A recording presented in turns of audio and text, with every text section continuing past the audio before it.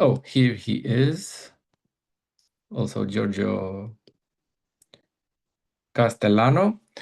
So I would first like to introduce myself. My name is Mihai Medvedovic, and I'm the curator of the interior architecture category for this year's architecture annual competition.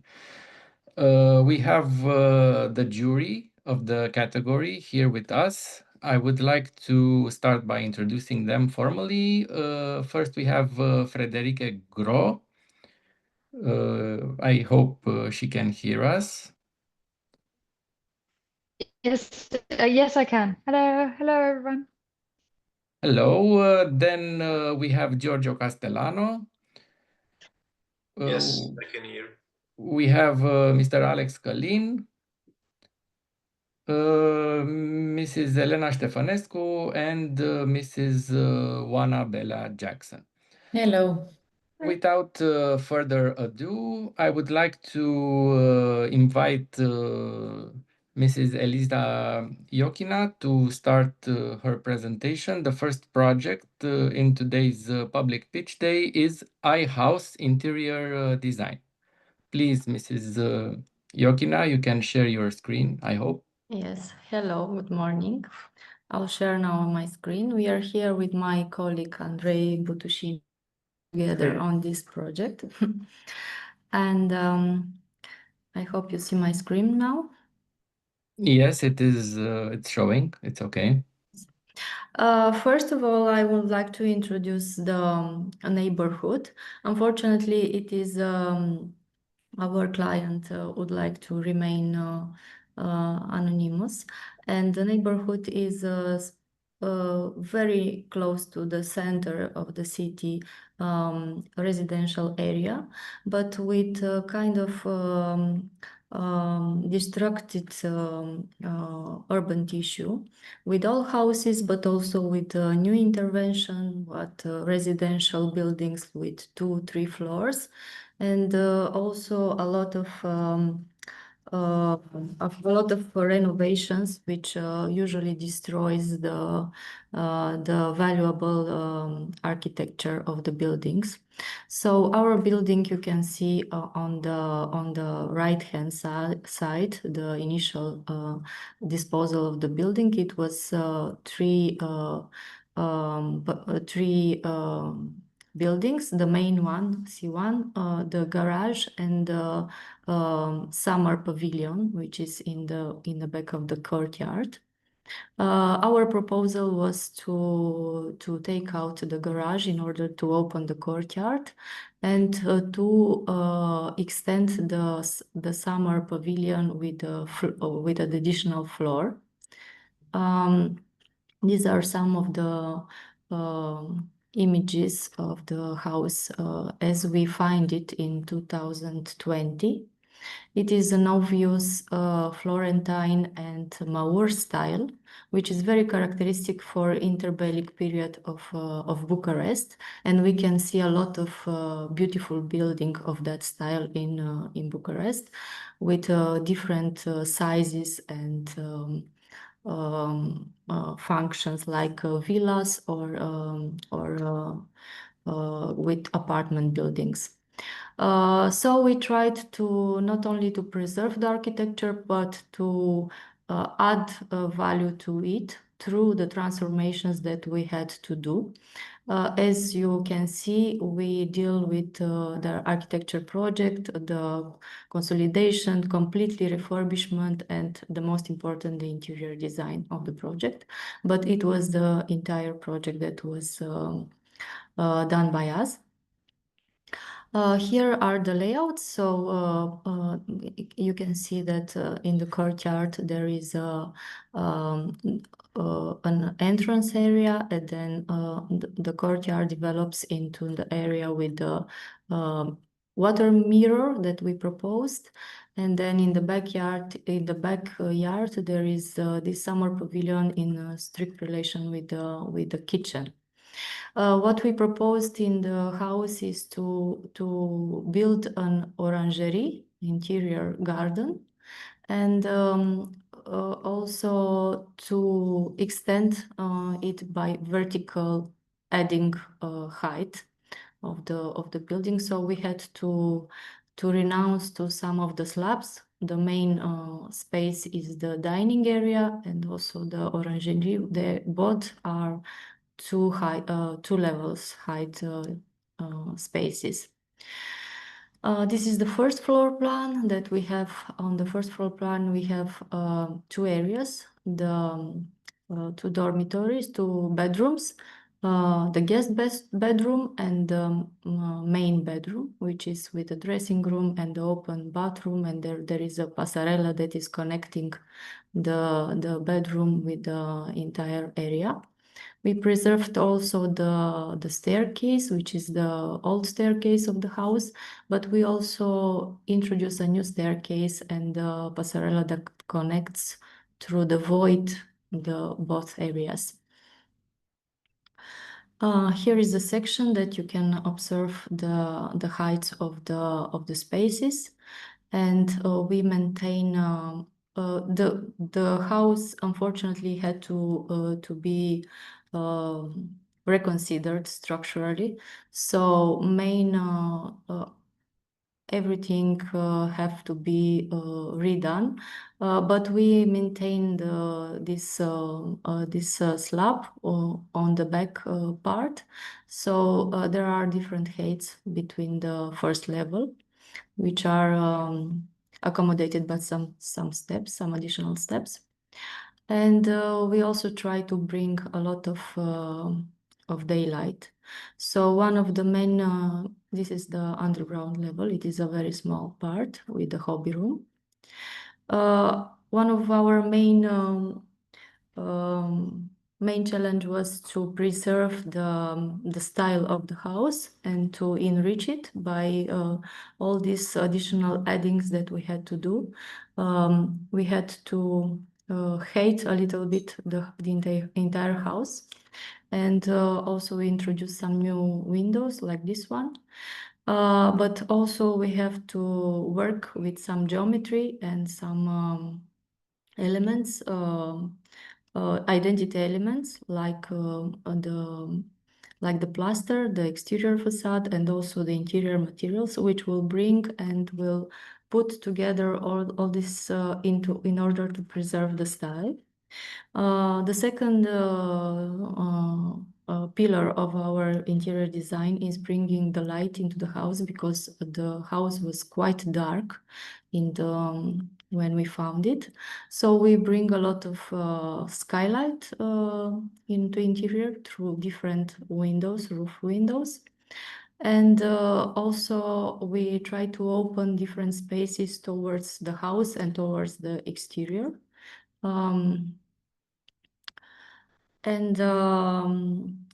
Also, we created visibility between interior and exterior, more curated visibility and more curated links between different interior spaces that you will see in the photos maybe. For instance, here there is this passerella, which is linking the main bedroom, and going in the night to the bedroom, you can see your own house and the old staircase here. I will pass by the exterior and go to interior. On the left hand side, we have the orangerie space, which is with double height. And we have interior windows towards the guest bedroom. And on this mirror, you can see also the new window that we proposed toward the street of the facade. Another geometric element that we play with is this paper kind of folded surfaces, like in this window, and in some case of in the ceiling, with the concrete ceiling, that we wanted to make a contrast with a lot of arches that we have in the house and the new ones that we proposed. In this image, you can see some of the views that we opened through the house and how we related with the garden. Also here, through some geometric elements like this rhomboidal entrance door that we borrowed from the old door, the old wooden door that was before in the house. And here is some skylight in the bring by us over the old staircase. In the main, this is the main space. This is the dining area that is in the middle of the house, and it is traversed by this passarella that links the both night areas, guest and main bedroom. This is a void that we open towards the staircase, the old staircase, and there is some other voice that opens to to the guest bedroom here. So there is a possibility to look through this space from the two parts of the house. Here we can see the living area, and what I can also mention is that we try to keep the materials in relation with the house. So we use a lot of mosaic, interior mosaic like terrazzo, and also exterior in the courtyard, trying to rebuild the identity of an interbellic house, but with a new twist. Also very simple materials like wood, veneer, hydraulic plaster or decorative plasters. We used iron framed windows with the slim profile, and their opening helps to the interior space to connect better with the courtyard. These are some interior views from the kitchen towards the living room, where we have this fireplace and this concrete slab that is a new one. I forget to mention that we have also the client is a director, and there are a couple that are working in the film industry.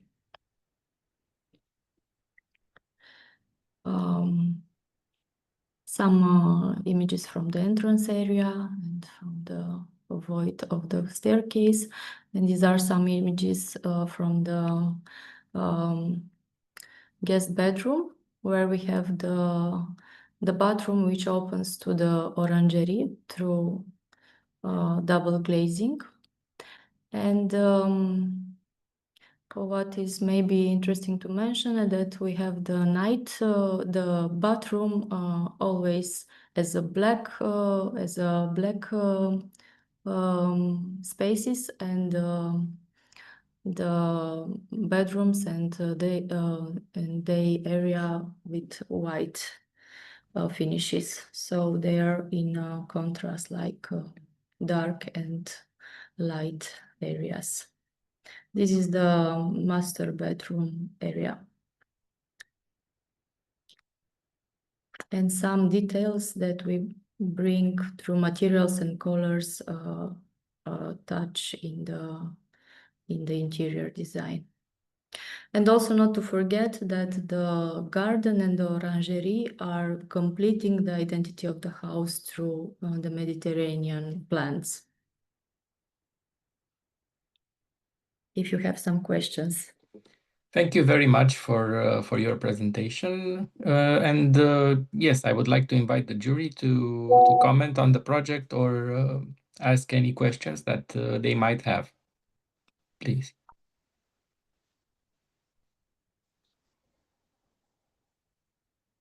Of course, if there are no comments or questions. I'm curious if you can show again the plan of the project. It was one of the first slides, because I just want to have a look after the images. If you can share again the plan. You don't see my screen now? I think you stopped sharing. Yes, you'll have to share.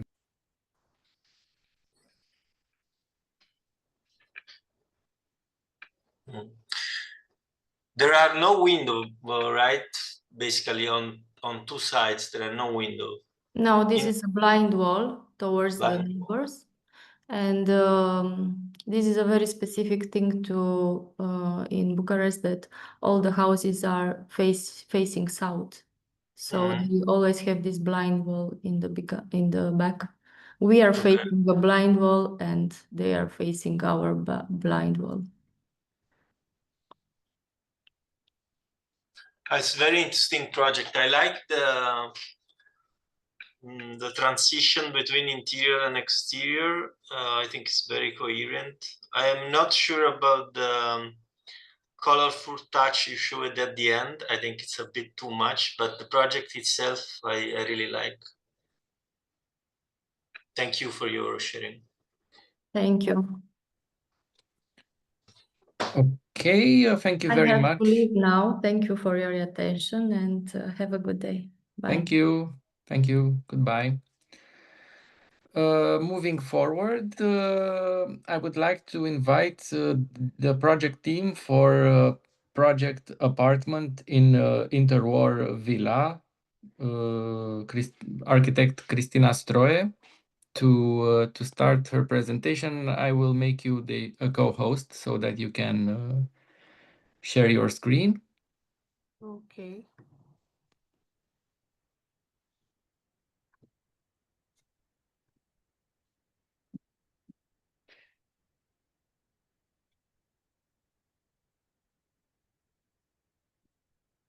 Okay, can you see my shared screen? Hi. Yes, yes, we can see it. It's fine. Hi. So, hello, and thank you for selecting our project and for the presentation slot. So, my name is Cristina. I'm running Laboratorul de Arhitectură in Bucharest. I'm an architect, but I do mostly interior design since projects are, I don't know, my patience is limited, let's say, so projects are faster. So the project I'm about to show you, it's not a one-man show, it's actually a team effort. And also, before I dive into the project, I wanted to show you what we had in mind when we started designing the space. So the house is located in central Bucharest on Thomas Masaryk Street, which is a protected area full of also historical monuments, houses, and many villas on the area share the same key elements like symmetrical facades, decorative stucco, tall wooden doors, patterned ceramic tiles, and monumental staircases. And of course, we had to respect the same language. And the original building permit that we found, yet we don't know when it's constructed. It's dated in 1897. And one of the most significant owners was Aurelian Bentoiu, a successful lawyer and political figure. And after the communist regime took over in Romania, he lost his wealth and ended up sharing the house with 4 other families, 1 kitchen, 1 bathroom. Eventually got sent to prison for life and died there shortly. And this is exactly the same spot where he had that picture. So after Bentoiu family left in 71, the house became the home of my current owner's grandmother. So the current owner just inherited from the grandmother. It was rented out for over 20 years, and the space was a mess when we got there. And despite the clutter and crammed overlapping functions inside.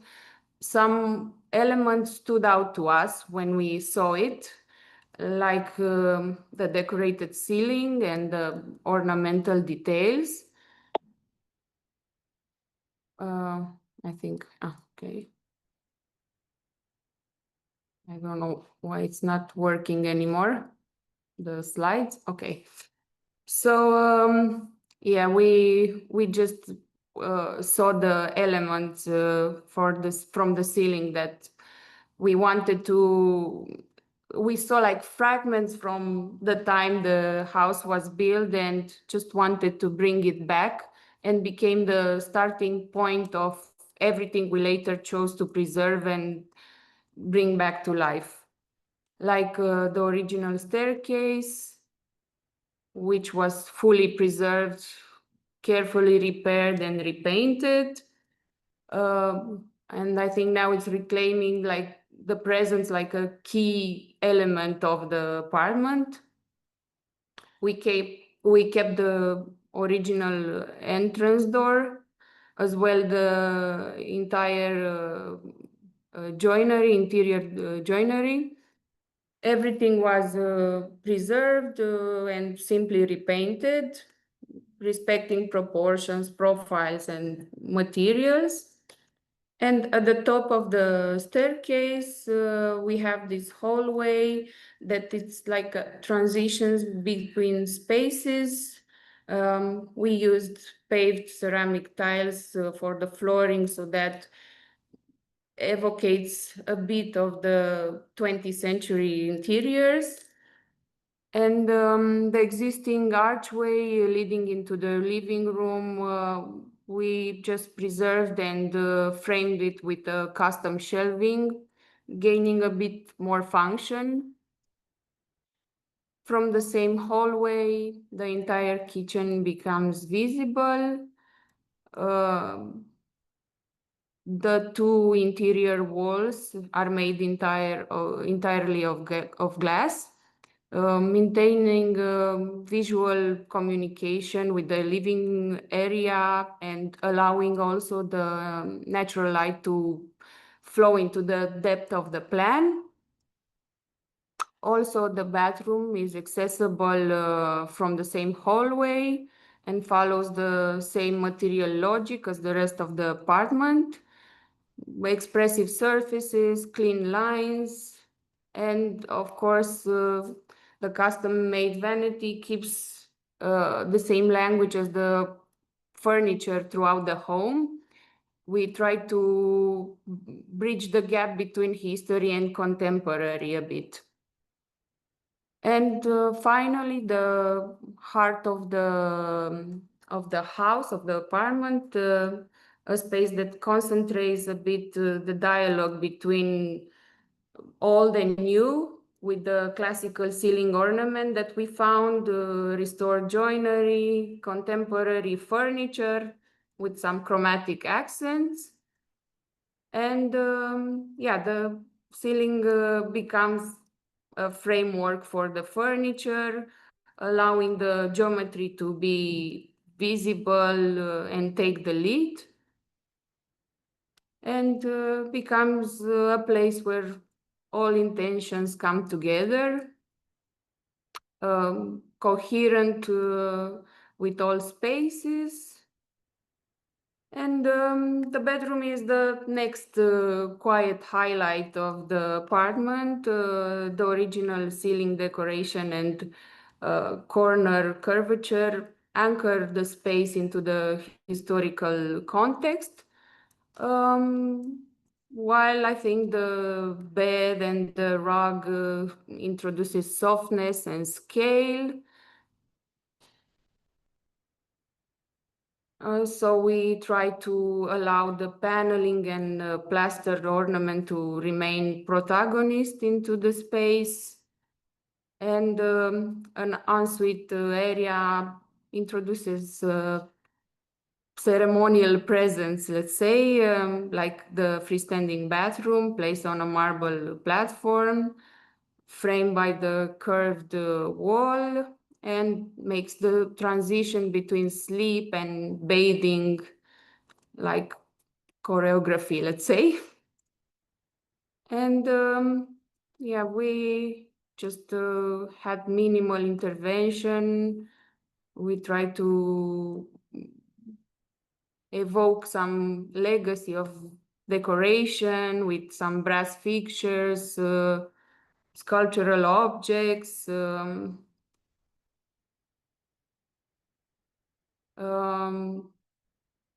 atmosphere is quiet, materials are soft sometimes.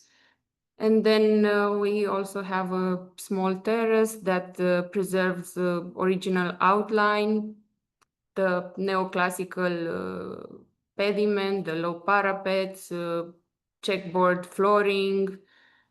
And rather than adding, the project, I think, reclaims respectfully, and a few pieces of furniture, an olive tree, just to make the space livable and to let the architecture breathe like that. So thank you. That's it. Thank you very much for your presentation. It was very interesting. And once again, please, if the jury has questions or comments, I invite the jury members to do it. I have a question regarding the stair you showed in the beginning. The idea of making it, like you said, we found it painted and then we painted the same. Did you have the idea of maybe to see how the wood was under, maybe just keep the wood? Because I feel like that paint is a bit something they used to do when they didn't know how to preserve wood, or it's like a bit heavy, in my opinion. Like, did you have this consideration? Yes, Or... yes. My first thought was just to reclaim the natural wood that was exactly first seen. The only problem was that when we took out all the paint was there were a lot of holes filled with plaster and other materials. Okay. Was in bad condition, let's say. Yes, and then when we tried to just give it the tint was very differently absorbed, and it looked stained, just like a, I don't know. Okay, but you tried. Okay, no, just want to know the story of this stair. I was curious. Okay. Yeah. I understand, because that was my first thought. But then we tried to introduce the same color throughout the furniture so that we have like a coherent palette all over the house. Okay, thank you. Thank you. Are there any other questions? Hello, Federica speaking here. I would like to know how much is actually transformed and how much is like restored, basically. Like also of all the moldings, did you add on new plaster? Like how is it like presented like? Yeah. We kept all the ceilings because they were in a very good state. They needed mostly just paint, but we had to redo mostly all the walls, because I think you can see in some pictures from the beginning, there were a bit of scarce, let's say, and not very proportional with the decoration of the ceiling. So we wanted to, let's say, reimagine the plaster, because I think at the beginning was a bit more decorative, ornamented. The ornaments were a bit more decorative also on the walls. Because my understanding is that this house was not for 4 families, but the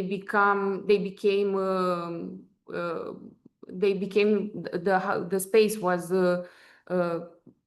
then separated, and here was a door. So I guess everything just changed throughout the time for the walls. So that's why they couldn't keep all the decoration. Thank you. This is just my question. Okay. Anyone else? If not, I would once again like to thank the project team, and please stop the screen share. Okay, thank you, and I would like to invite next architect Camina Zerva to present their project. It's a wrap.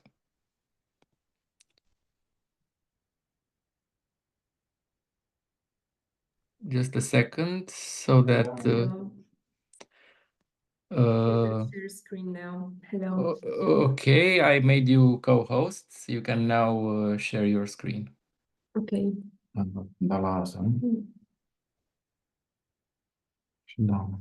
Okay, it's visible.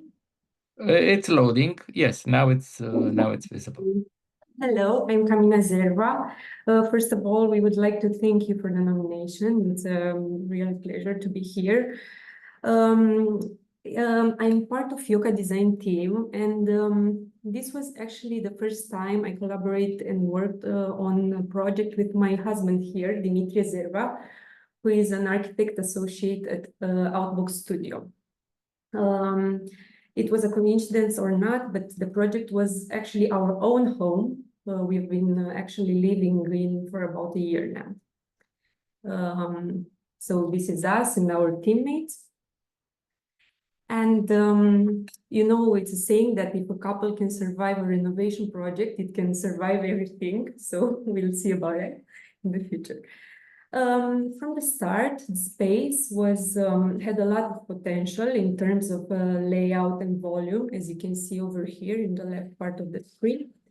It's 150 meters square meters with space with high ceilings reaching up 6.5 meters on the upper floor. Even so, there's always room for improvements, especially if the owner is an architect itself. We adapted the space for our current and future needs. On top of everything, we were expecting our first child together while we were renovating our first home together. So double trouble. The approach for our design was minimalist, both in terms of color palette, also of volumes, and also of the choice of finishes. We only choose natural materials as white oak veneer and natural stones, and you'll see about this. Zika. So for now, the architecture part. On the ground floor, we made some reconfigurations to the walls, especially, I don't know, can you see my mouse? Yes, we can see your mouse. Okay, perfect. So basically on the left, you can see the plan as it was proposed by the architect that designed the complex. And on the right is the current plan with modifications that we made, especially in the kitchen, pantry, and bathroom area. Basically, we tried to create this simple volume, this simple wooden volume that includes everything that's needed, like the kitchen, the pantry, the bathroom, that we made a bit bigger to also have a space for us to clean the dog, because she's like our first child with 4 legs and a tail. And basically this wooden volume became a background for the other elements in the living room, in the open space. It's a big open space, around 75 usable square meters. Our dog assisted us on the work site. I don't know if she was very happy about it, but she seems happy now. So basically, this is the kitchen with with the kitchen island, we went for a countertop that also has the induction plate. I don't know if this is the right picture for it. So basically, when you don't use the induction plate, you can use all the surface of the island. There's also an area with the coffee corner with hidden doors.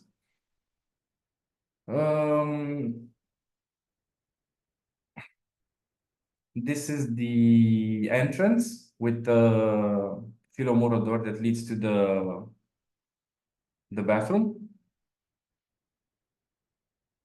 On the right, you can see we positioned the home office to face the central park of the residential complex, maximizing the light and the view for daily work.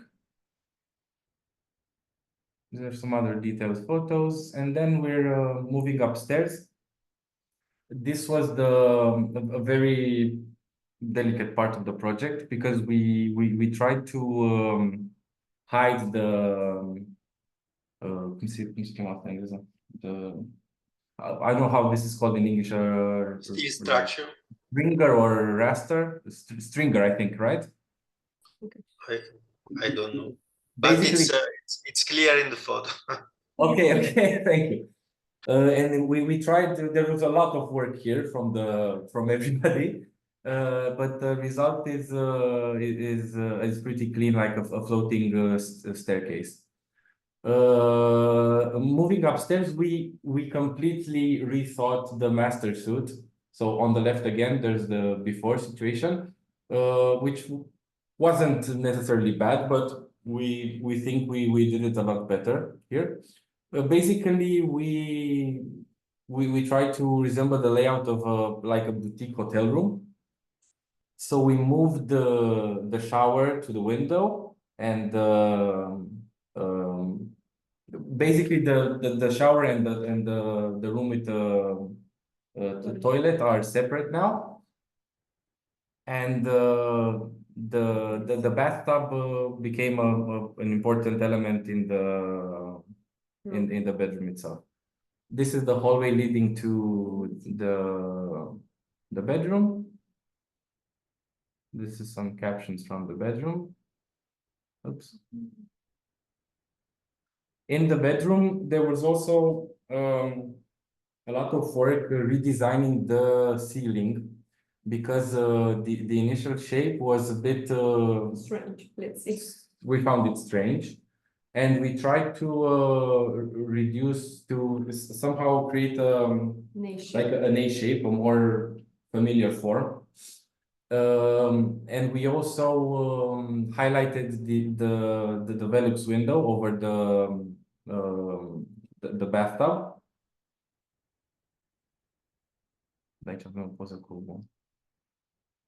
Okay, so this is the view from the bed. On the right, there's the toilet, and on the left, the shower. The fun part is that everyone was asking who's going to use that bathtub in the bedroom, but actually someone is using it. Our baby, we are bathing. It's really good for the baby. Bathing her every night here, so it was really a really good choice for us. Investment for our backs. Here are some detailed photos. You can see here that we chose really a natural material like white oak veneer, and we tried to make a contrast with dark and more back. You can show with the dark ceramic tiles and metallic accents like stainless steel or aluminum. And basically, we did a lot of work to carefully pick the veneer so it doesn't look bad. In total, there were about 160 square meters of wood veneer in this house. And most of it was installed by him. Yeah, I did a lot of work. It's one of my personal hobbies. I did a lot of the work. So he was also the client, the architect, and the plumber, let's say. Yeah. This is the view with the redesigned roof and with the Velux window. It also has a light there. Yeah, there's a. I'm Legend. not going to pose it. I don't have a picture with it. And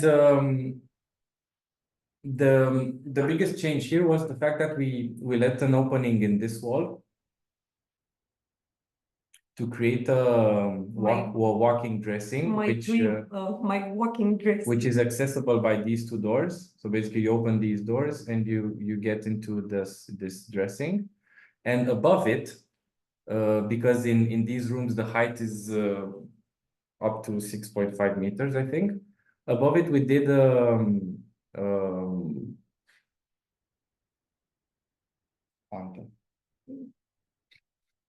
I don't know how to say it in English, like a mezzanine floor for the guest room, which includes another sleeping area and a small office space.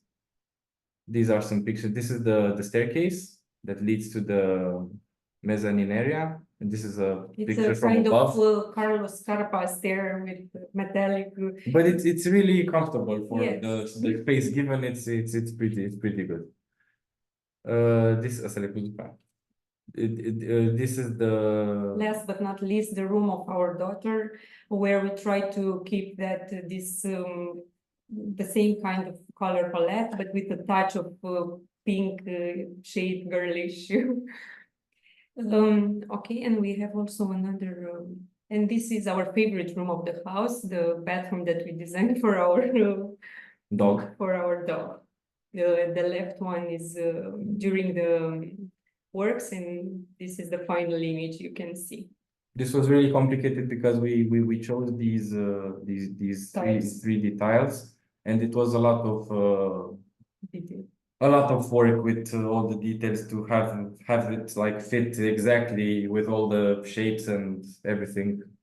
So we're really proud of this room, actually, even though it's a bit bad. It's a simple image. Thank you. So that's all from us. Thank you very much. Once again, the jury, please, if you have questions.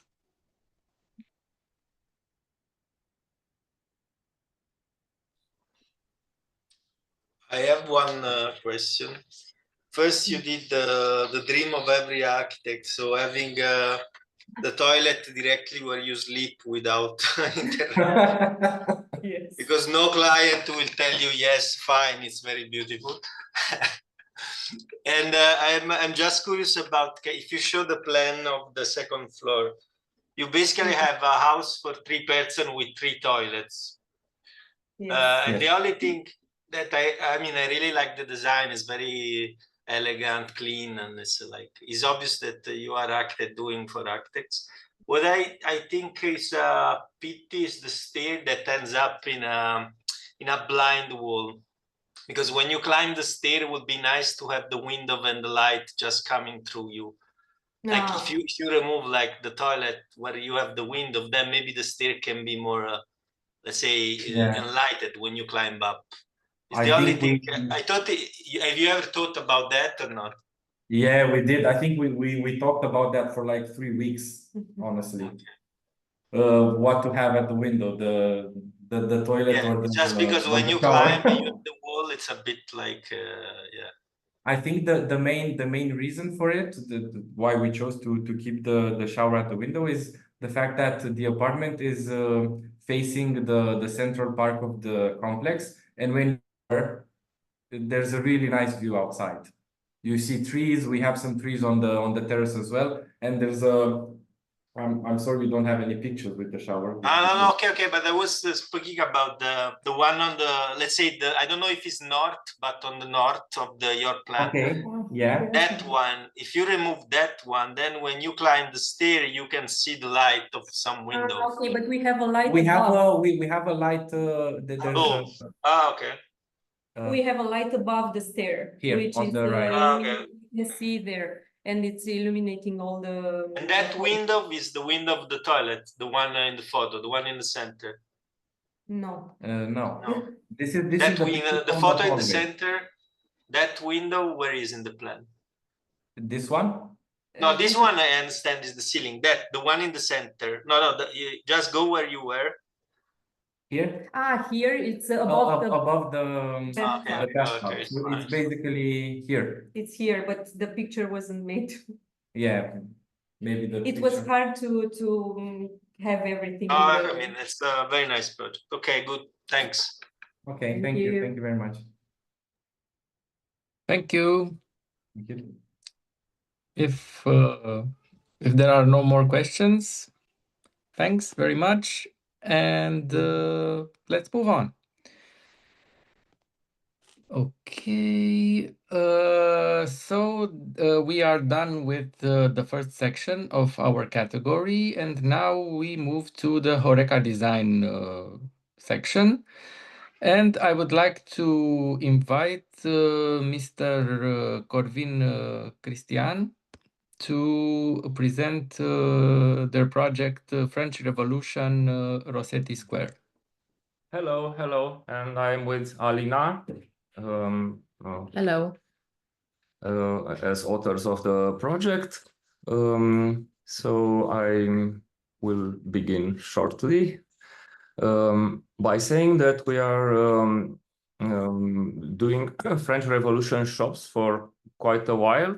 This is the fifth that we did, and afterwards we just finalized another two in Dublin. This means that we also somehow the guardians of the brand, of the consistency of the brand, but also we're trying to be contextualist with it. So just as an example, this is the French Revolution. I guess I am allowed to show also pictures from other projects related. Of course. Because it tells a bit the story, how we got to this one. So for instance, sorry. But you're not sharing, yes. Oh, sorry.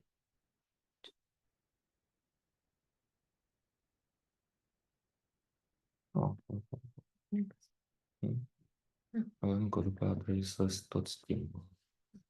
Okay, do you see our screen?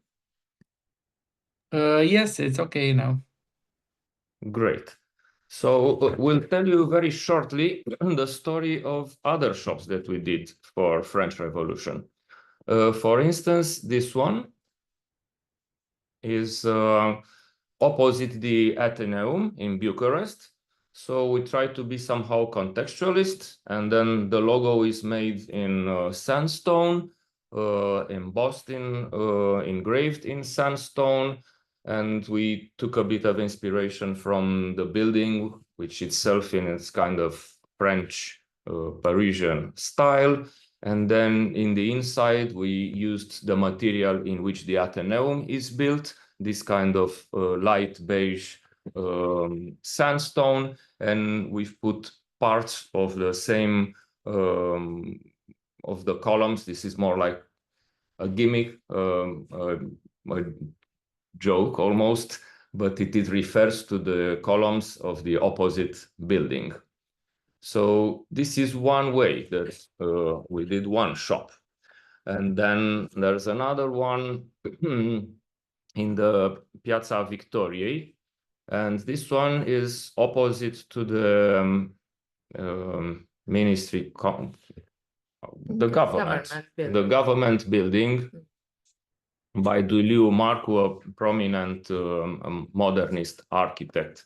And the shop itself is in a new building, but it is facing this building, which is very iconic for Bucharest, and it has these arches. So in this shop, basically we took the same, one moment. We use the same kind of material. It's a travertine that is used on this historical government building. And we use the same shape columns. And we're always trying to be in a dialogue and with the context, but also to keep the consistency of the brand. And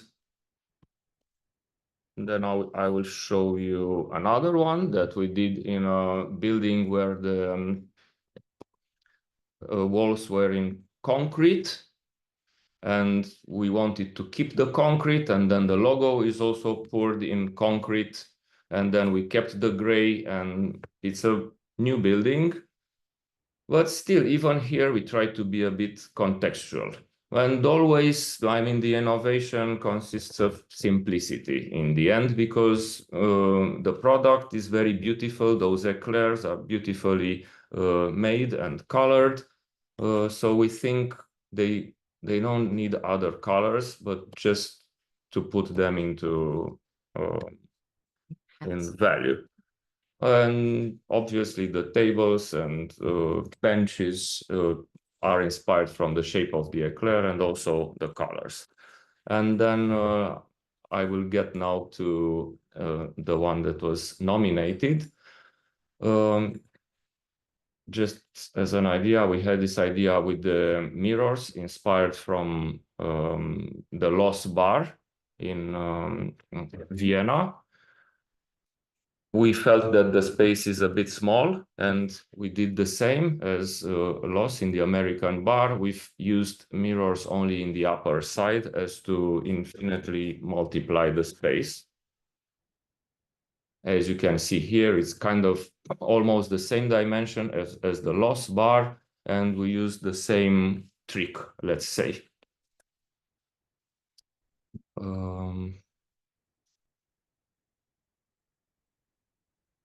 Something that was new in this design was that in this new space was that we used stainless steel for the walls to have this look of a laboratory, because the process of making of these eclairs, it's very professional and very specialized, and we wanted to transmit that in the design of their shop also.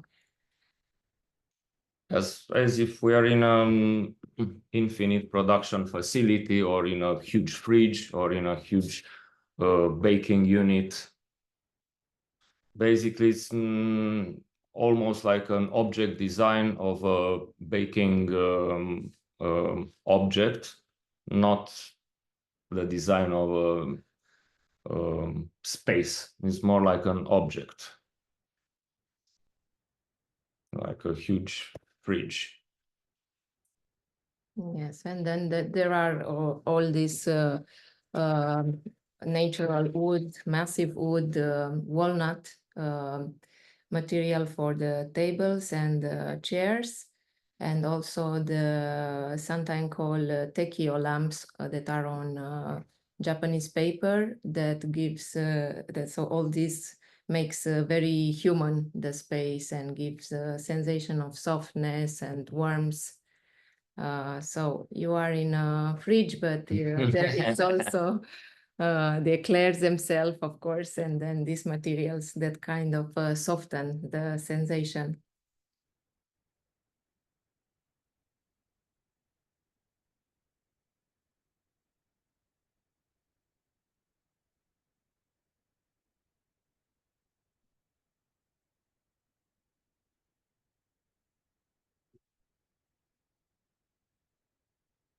The locations, some of them are mostly takeaway. So also this is not dedicated, it's only for people to stay there. It's also a lot for takeaway. That's why, for instance, we have details like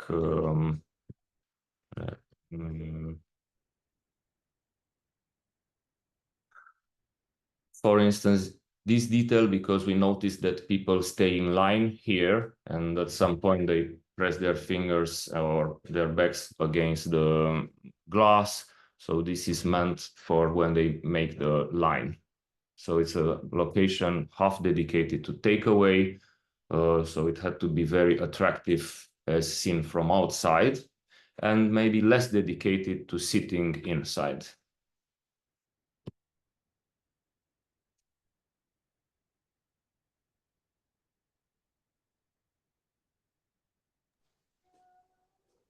We can say that our client, we have a very nice connection with them, and they are trusting us and they, which is very helpful in designing nice things for them.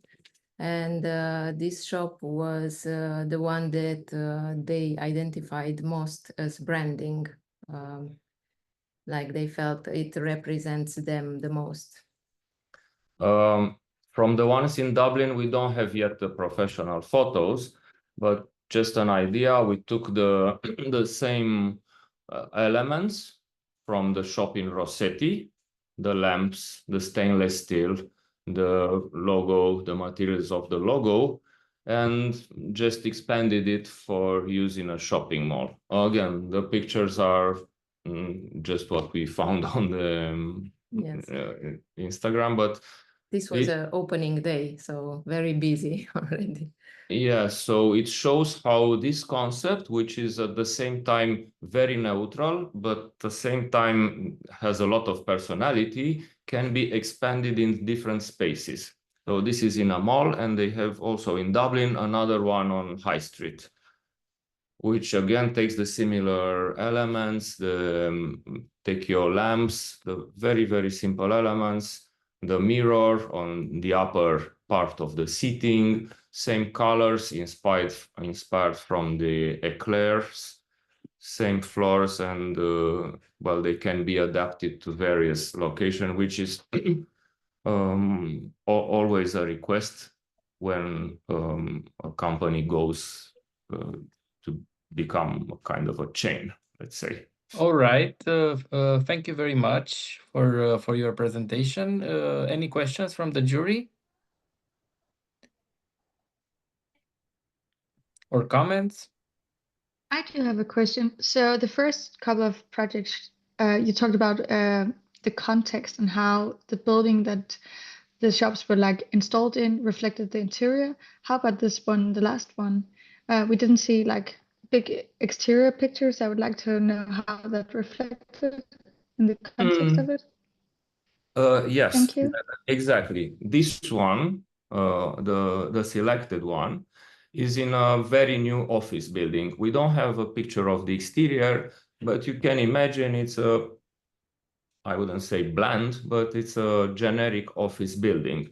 So it is in a way an adaptation to such a context. And it's also an adaptation to the evolution of the company, which is now after this shop especially going into a process of expanding and doing more shops. So we adapted the design to be easily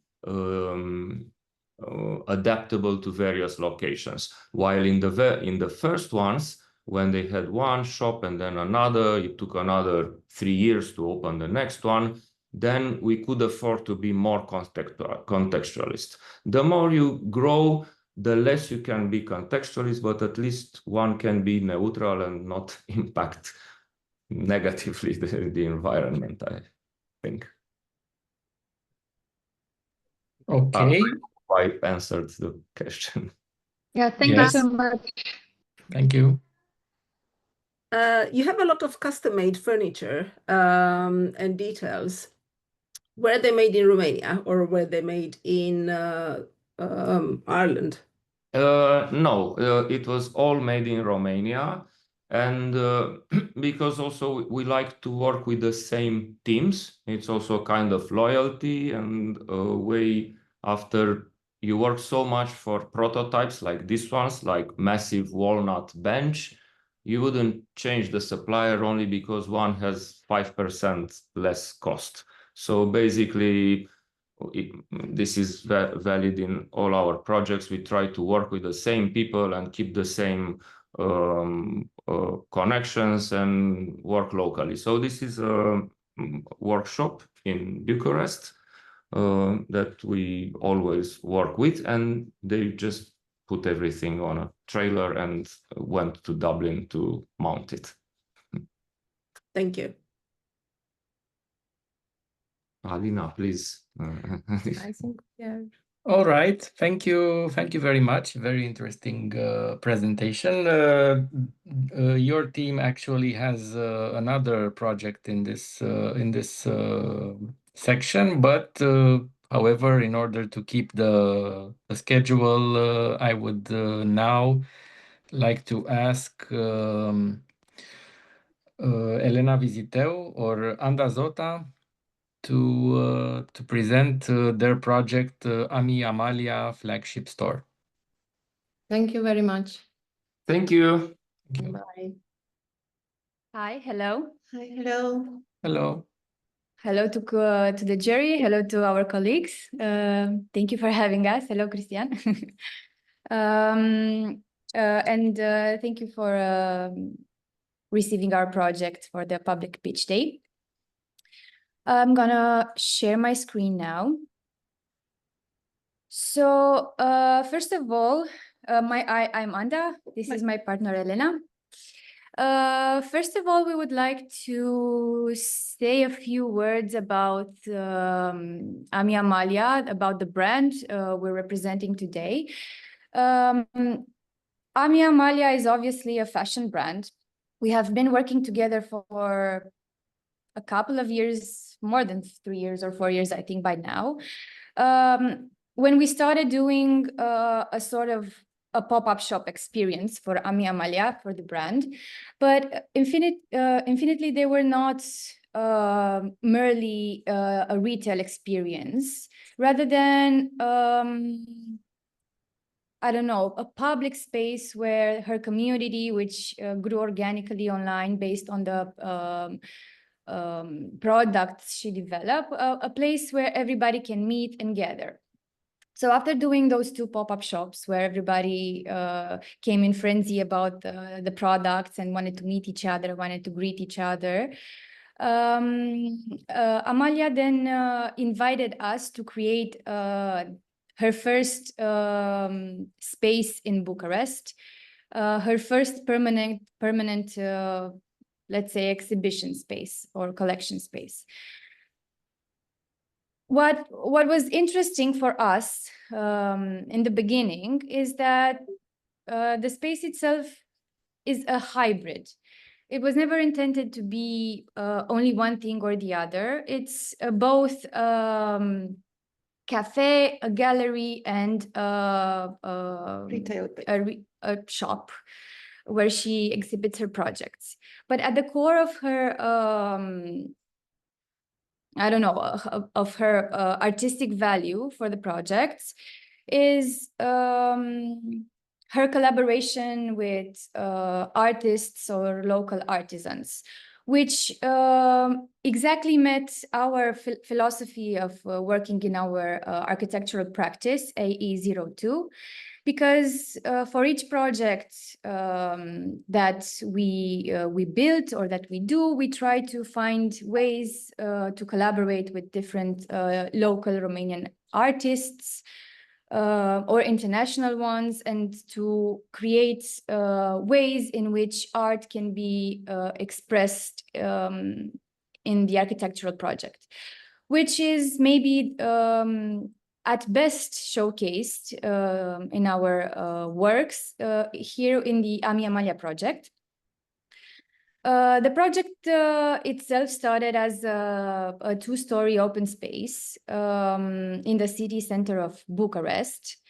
We created this neutral, fluid, woody textural canvas that holds both the cafe and the exhibition space on the ground floor, and the small space for the shop in the downstairs, exactly. The main concept for the store was interpreting the needles, because Ami Amalia knits, is a knitted, a neo-knitting brand. So for the space, we wanted to recreate the shape and the femininity of the knitting needles in creating different ways in which objects are exposed. Materials were a very important part of the project, meaning that we try to only use natural plaster, wood, stone, brass, which were all crafted with local artists. The furniture itself was built with Atelier Vast, which is another couple of architects who designed their own production factory. And the other elements were designed in collaboration with different artists. The needles and the organic shape, which represents the femininity or the feminine side, were created in collaboration with Bronze Art, who is a metal worker artist. The chandelier was designed by us, but crafted by Bronze Art and both Pantelimon, who is a glass artist, and he created these stripes individually and placed them piece by piece. Exactly. It took like 3 weeks to develop only the glass. Here you can see a collaboration with Belgian artist Linde Freya, who designed this brass mirror. Here is a chair we designed in collaboration with Romanian artist Emilian Pospai, who drew who did the drawing, and then Ami Amalia recreated a drawing into a knit, and then the knit became a cover for the chair. Here you can see within an alveola in the space a cape that Amalia herself designed in collaboration with Romanian artist Codruța Cernea. These two are two spaces we designed in collaboration with Romanian designer Radu Abraham, a well-known designer from Cluj, an object designer, and we created the shape of the sofa in the cafe to match the Ami Amalia logo, and also the red rich table to match her the main color of the brand, which is red. The cafe is very the cafe part, or the public part of the project, is very it has a Firesque way of being. We decided to work with a mod bar to create a more flowy interaction, the espresso, the espresso machine, to create a more flowy interaction in between the people who wait for a coffee and people who serve the coffee. Mostly because it enhances interaction, communication, and a more relaxed experience in the space. Here we can find downstairs a part of the shop, and then the collaboration we had with the two artists. First of all, Cosmin Flora, who did the ceramic work, and then Arboritm, who created this central table downstairs. The space, we're looking at the pictures in a minute.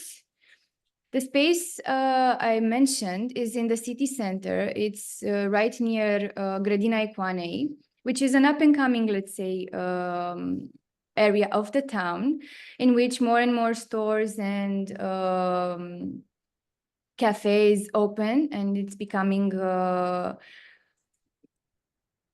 a more important space within the city. We first saw this building last year, I think. Yeah, it used to gather to host another store, which was called Sense. I'm guessing it used to be there for many years, but they were closing. So we thought it would be a very nice space because it's a very particular building. It has openings on 2 streets and large windows. And we loved this permeability and the fact that on which side you can see whatever is happening in the space, and we wanted to keep and to work with that type of space. So we first started obviously by Open with, just a second. Yes, we first started by working on the facade. This is a video we made. Working on the facade. It was a hustle. But every decorative element was set aside and reshaped and replaced so that the facade could look like new again.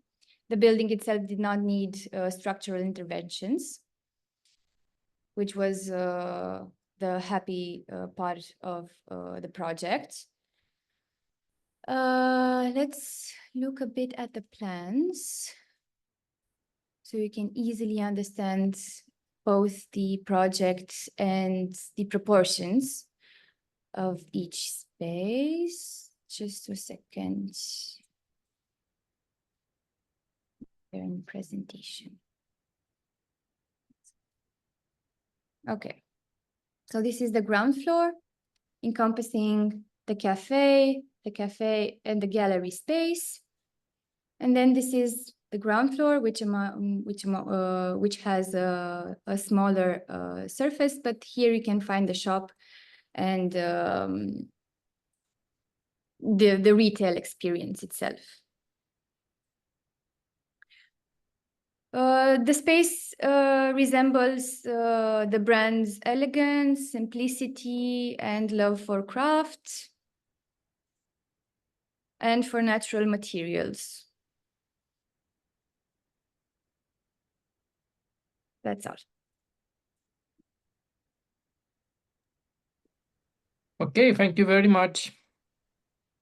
Very interesting presentation, and I'm sure the jury will address this question, but since we discussed it together during our previous meetings with the jury, I think it's safe to ask, why did you choose to submit this project in the HoReCa design category and not the retail?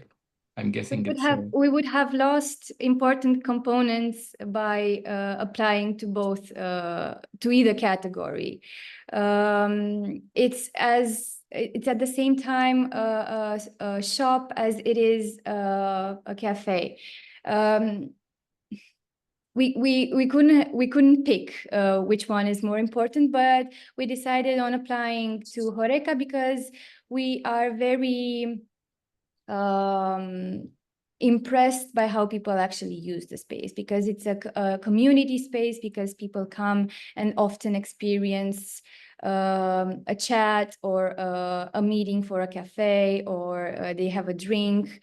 And I think this is what enhances the spirit of the place and makes it more alive, and what differentiates it from a retail space. From an actual, yeah, but it being a hybrid space, we thought we should give it a try in this particular area. All right, thank you. Now, please, the jury, if there are any questions.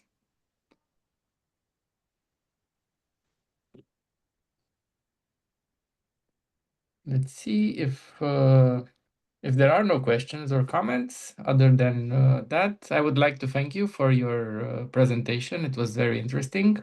Thank you. Thank you. All right, and moving forward, I would like to ask Corvin Cristian again to present their other project selected in this section, Bob Coffee Shop, Otopeni Airport. Hello, and thank you. We're happy that it was selected, especially that it's kind of a very small work that we did. I think, do you see our screen? And yes, we can see it. It's perfect. Yes, and I am with Alia, hello, my partner in this project. I think I'll begin same as with the other project, if you allow us, to tell a little bit of our history with Bob. The first Bob shop we did in 2017, and it's kind of the same thing. We wanted to be a bit contextualist. Nobody asks us to do this, but it's kind of our approach for every project. So this is the place where the first Bob used to be. It still is. It's very successful for 8 years now. And this used to be the garage of this villa. So this is why our self-imposed brief was to keep somehow of this spirit of a garage. And here you can see some of the custom furniture that we did, which is inspired from the measuring scale, you know, the one that the mechanics use. And we did the shelves like this, and then they can adjust them as they wish. And then we did this furniture, and these chairs are also our design, and it's very mechanical, the chair. And the tables, they can be folded, and they are inspired again by the same kind of machinery that would have its place in a garage. And we have these convex mirrors and all these details. It is a garage, but an extremely clean one. And we made these holes through which you can see in the roastery. And also the stools are kind of workshop stools. The bench, the wood here, again, it has the proportion. It's kind of inspired from the one that you could find in a workshop, in a mechanical workshop, in a garage, and same does the lights. So this was one shop, 2017. Then in a historical building we did last year, they opened a very big roastery. And just to show you the building on the outside, looks like this. It is kind of derelict, but is historic. And inside we made this is the entrance, details of the building, and this is the inside where we partitioned functionally. They also have a coffee shop in the roastery. And we did these partitions by keeping the proportions of the historical openings and buildings, and basically replicating the iron works of the historical building.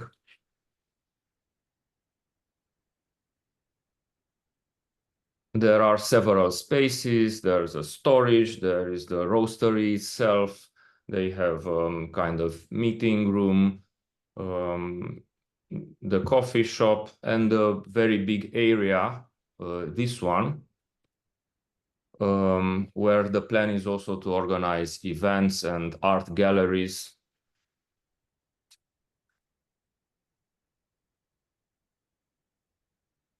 And then I will get to the one that was, there's another one, which was made in a semi-permanent art safari exhibition. It's a contemporary art exhibition in the building. And the coffee shop is at the beginning of it, but it has a temporary, I mean, it will have to be dismantled and perhaps moved in another location when the exhibition goes away. So that Bob is for the same brand. It is made of scaffolding, and these pieces of plywood that they could almost fit anywhere. So when we take it away from here, we can mount it anywhere else. And also it has this feel of an installation because it is between art installations. So we made it as to be part of the exhibition. And now we're getting to the one in the airport, which is in a different context, the context of the airport. And this is the concept that we presented to them. We looked at aviation industry elements, and especially the trolleys in which one receives the coffee in the airplane while already in the airplane. So this was our inspiration, and these are the visualizations from the beginning of the project. It was a project that had to happen very quickly. This is how happens the things in airports. You get the approval and then you have to do it very quickly. And then we had these two, we were very limited in what we could do. Basically, we were limited at the height of 1 meter. That's not much you can do in terms of design until 1 meter. So we invented this support for the sign, which is also an installation, which is moving. And I will show a picture of how this works. So basically it moves. It's like one of those jackpots that many people pay a lot of attention to what happens in the jackpots. And one of the owners of Bob is a gentleman that was multi-awarded in advertising, and he's passionate about branding. And basically with Bob, he always changes the branding. It is consistent as a company, but he always changes the branding. So this is why we made this installation to highlight this thing. It is always changing the lettering while the brand stay the same. And also we have a menu which is copying exactly the monitors on which people look for their flights. And I guess our intention, was to be confusing, to bring people's attention to the new Bob coffee shop there. Since the object itself is very small, we had to pay a lot of attention to details. So we have these little handrails that come from the trolleys in the airplane, but they have a leather detail on them, and they're very helpful for people to put their coffee cups, and in the very crowded airport environment, the cups not to fall on them. And then all the details we try to replicate exactly from those trolleys, and we have wheels, and we have the same kind of LED stripes that are in the airplane corridors for emergency. And then the proportion of this couch is basically the same cylinder that we have here to keep it as simple as possible in terms of shapes. But then it's also the kind of fat proportions that the wheels of the airplanes have. And then there's a little table in the wing shaped, and we have also all kinds of hooks and sockets and little lights, like reading lights as in the airplanes.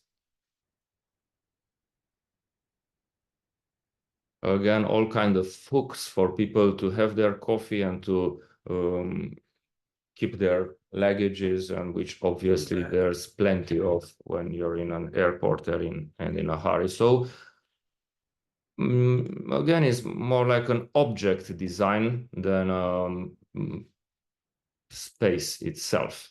It's just one bigger trolley. Thank you. Please, any comments or questions from the jury?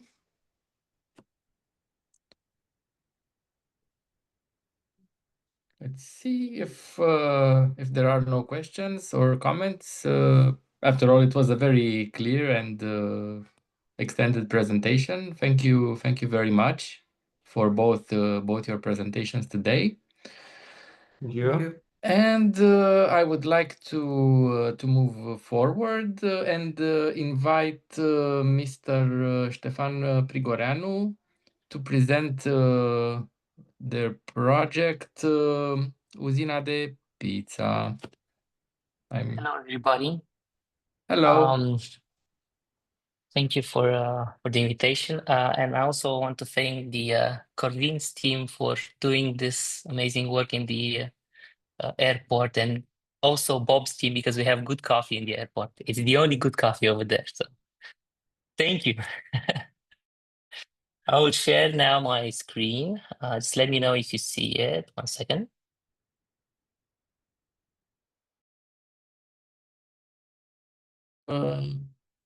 I think you should allow access or something.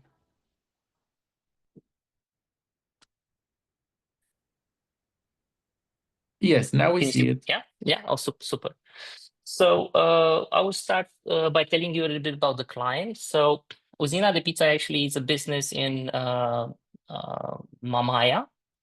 They started 6 years ago, and last year we had the client came to us and said, look, we want to do a space in the city center of Constanța, actually the main boulevard, but we'd like also to work with the branding. So we did also the branding and the space at the same time. So Usina de Pizza actually was the name that was given to us, and we kept it because it is a well already known venue in the area, so they didn't want to change this. So I said, okay, we're going to use it, and we'll try to apply it also in the branding, but also in the interior. And their request was to have a pizza bar, to have also specialty coffee, a cocktail bar, if it's possible also some gelato, but also pizza in a very small shop, I would say. So this is the main boulevard, and what's happening right now in Constanța is that it is what is happening actually, or started happening in Bucharest also with Calea Victoriei. So they're closing the street in the weekends, and that means they're getting a lot of people, and a lot of businesses are booming right now out there. And this was this shop that we got into. It's a ground floor of course, a socialist building. We had this travertine around, and then this let's say ugly facade, or what was back then a good facade maybe for them, for the shop. So we took everything out, and we tried to start from what was Usina de Pizza, which is actually the oven. And our main concept was to go around the oven, and also around this Usina name, because it was already let's say a brand over there. So starting from the oven, for us it was natural, and the choices of the materials were key to shaping the identity of the project. We chose terracotta, and was selected for its connection to fire and bread making tradition. Each tiles brings a natural variation, warm and hand feel to the surface. And this is what we wanted to do, and actually to let's say bring the oven in front if possible, as much as possible, and bring the pizza process as much as possible in front of the customer. And this is what we did. I'll open it.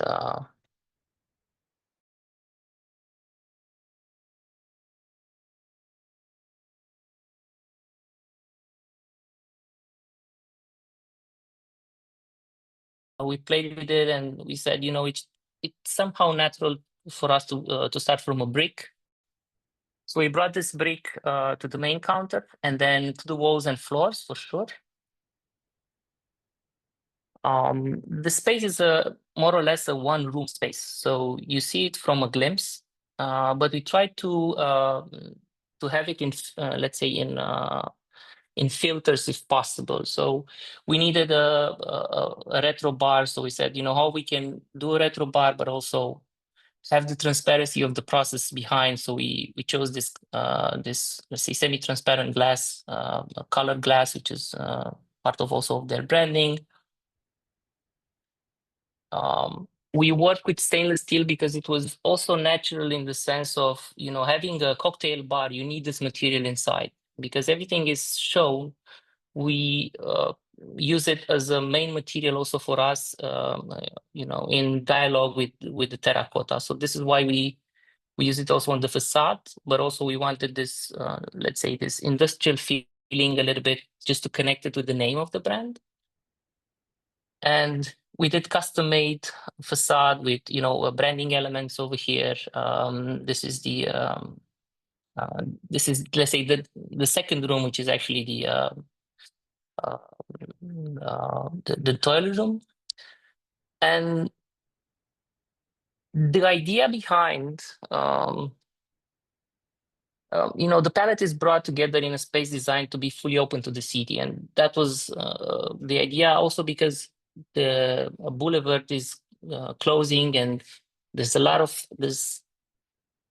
a full boulevard over there. So a lot of people that are coming and going. So through large harmonic and folding doors, the entire facade can be retracted, transforming the interior into a fluid public facing platform. So this is what we want to achieve. And we said that maybe here the architecture doesn't have to be a boundary, but a frame, allowing activity, light, flow freely between inside and outside. So this is what we were getting. We had this curved wall just to, as I told you, we started from the, let's say, the main actor, which was the oven, the pizza oven. And then we said we wanted to bring it in front as much as possible. We also used, let's say, an element that is more used in retail than in HoReCa, which is this LED panel, which we did this strip of LED panel just to get the intention, but also have a sense of the space, the curved space in the evening, in the day, but also in the evening. And the idea behind having this platform that is open to the city, they said, they want to bring, they want to bring cocktails, pizza, if possible, also a DJ. So this space needs to be transformed. So we said, okay, then how can we put this also into value and add, let's say, a little bit of DJing and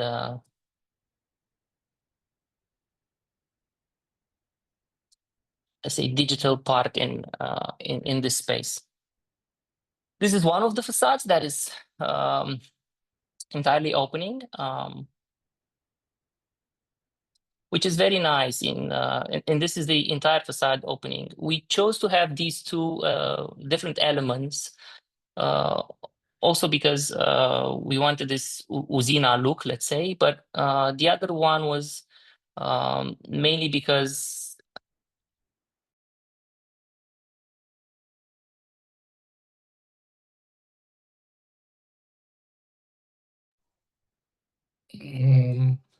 maybe this is the main entrance.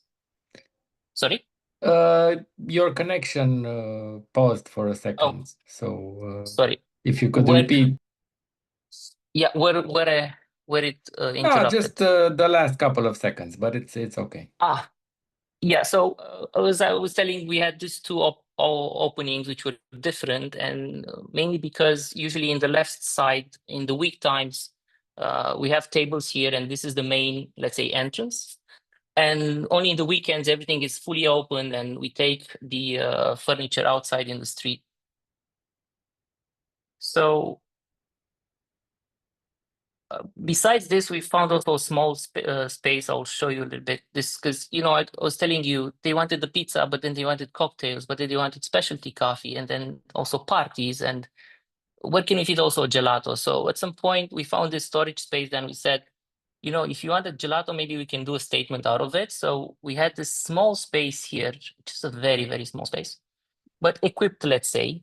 And we played with it in order to achieve a space also for serving, just taking out the piers and then giving a gelato. And I'll show you a glimpse of, one second, of the proposal. It's still in process, so they barely open. But the idea behind, sorry, one second, was this, that you would get this, only a small window where you get the, we had fun with for the shooting, but just to have the gelato over there because it's only vanilla or chocolate. So these were, I'll go a little bit more on the previews. This was opening the facade, and this is from the second. When the street is not closing. This is the detail for the bathroom.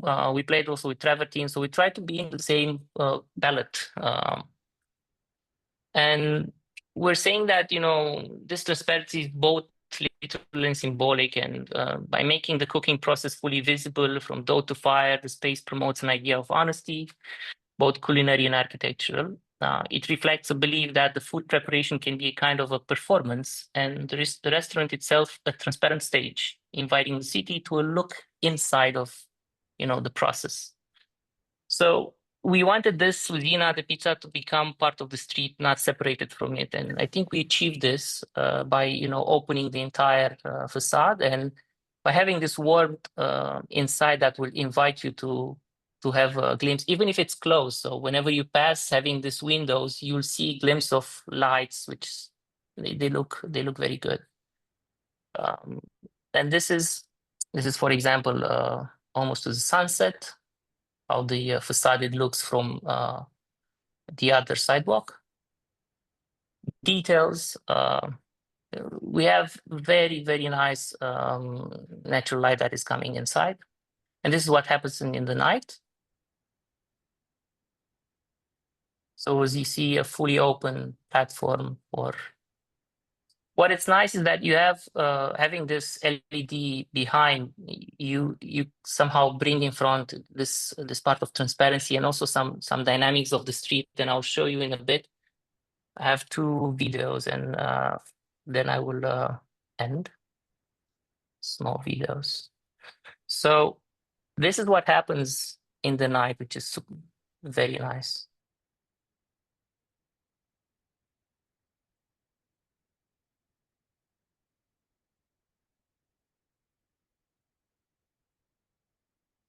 I think you're having connection issues again. Is getting interrupted? Yes, the video is not. 1 second. Yeah, I think I have an issue, but I will fix it in a bit.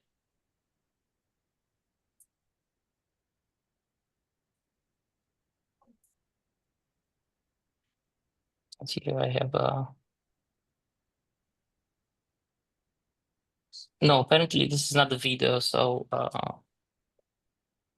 yes, but sorry, the intention is clear, yes, and actually it was more than this. I do hope I can show it in a bit. Only 2 seconds, bear with me, and I'll because it's something very nice to see.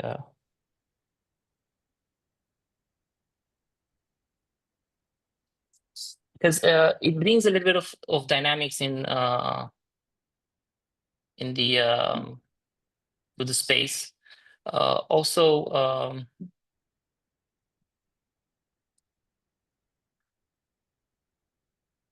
I do hope I can. Because this is a vibrant,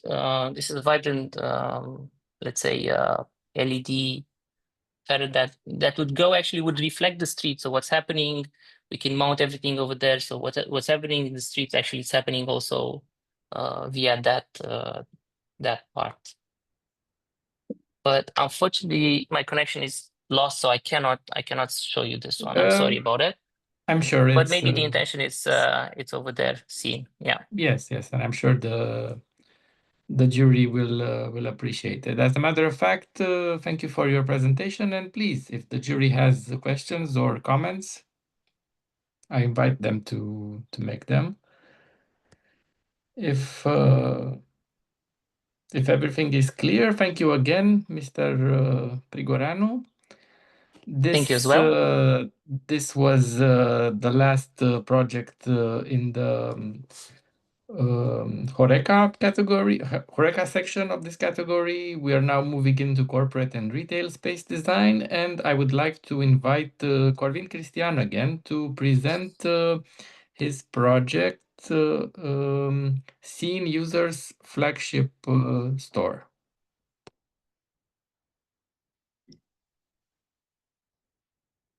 Mr. Corvin Cristian, Yes. Can you hear us? Yes, hello again. Hello.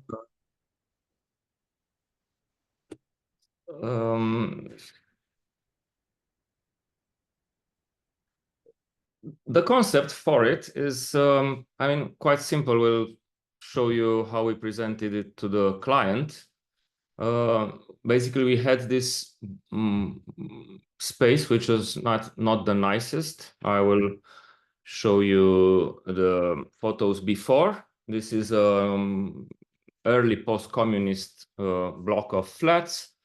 It's like the least, it's not the best for a fashion shop, especially one that wants to position itself as high fashion. So we had this space and we looked at it like a box.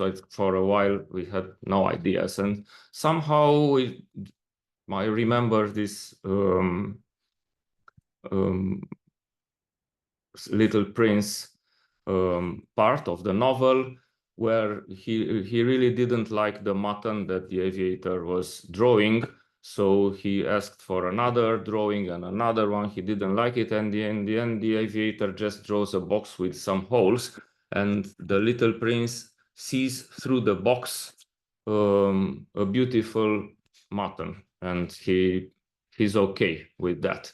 So basically, we thought the same with our space, that the reality of it is not what we wanted, but we can make it as a box and to leave some doors of perception. So, oh, sorry, I think again I forgot to share. Yes, you weren't sharing, but the introduction was very informative anyway. Well, it had also some pictures with it. So these are the. Do you see my screen? Yes, now we see it. It's great.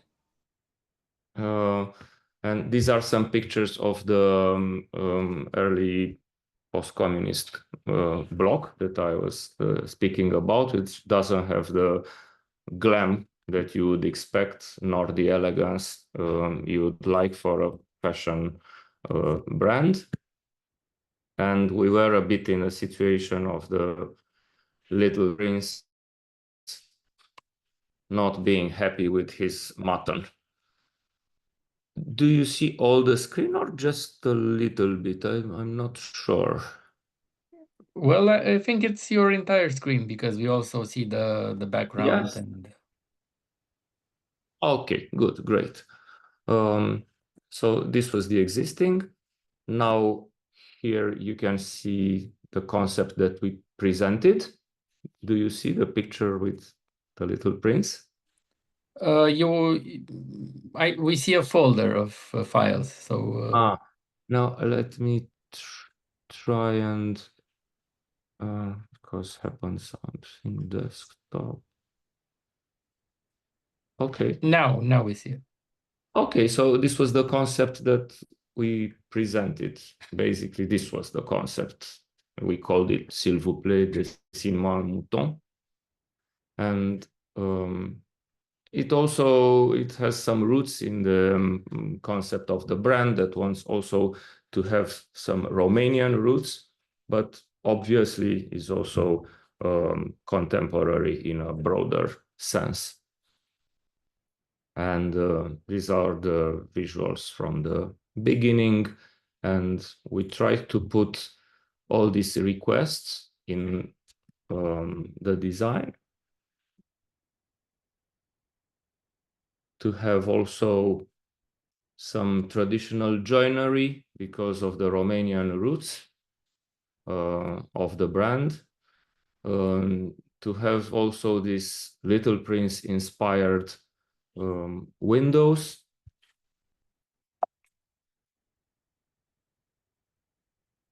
To cut it somehow completely from the building. I mean, as in the other projects, we showed you how we are always trying to be fitting in the context. It was not necessarily the case here. It was the case where you kind of want to break it with the concept, with the context. And this is what this box does. You can see it in the evening. It also needed to be very attractive for people passing on Calea Floreasca, which is kind of important route. You can see, although we used various traditional joinery details, we used oak, which is quintessentially Romanian material.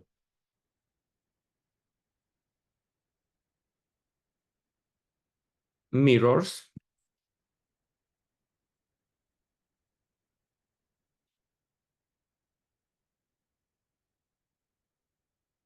Because of the round windows, somehow we felt that also landscaping has to have a Japanese feel.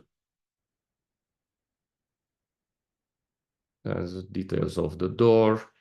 And then there's a lot of custom designed furniture, not only the shelves for the exhibits, but also sculptural items like this table.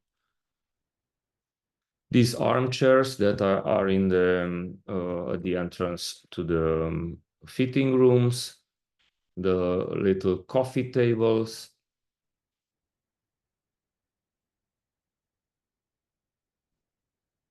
A couch that is made in the same, we are keeping with a circle theme, and it's all derived from the circle, and is the same pipe that we're using also to exhibit the products. We're trying to keep it always as simple as possible in terms of materials, colors, and shapes, because it's all about the product. One needs to see the clothes, so the background has to be as neutral as possible.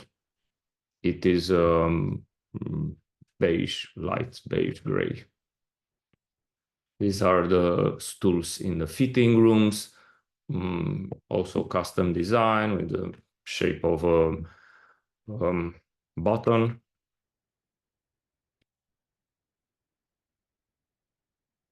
Door handle, night view.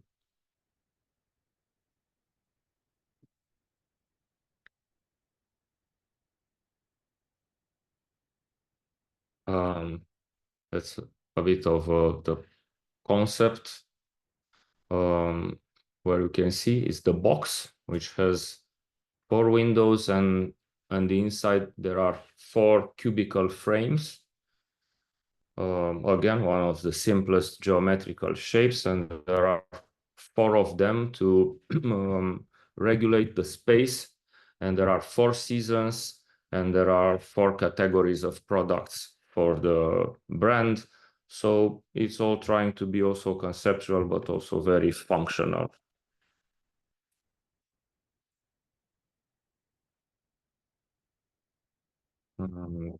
Here's a little movie.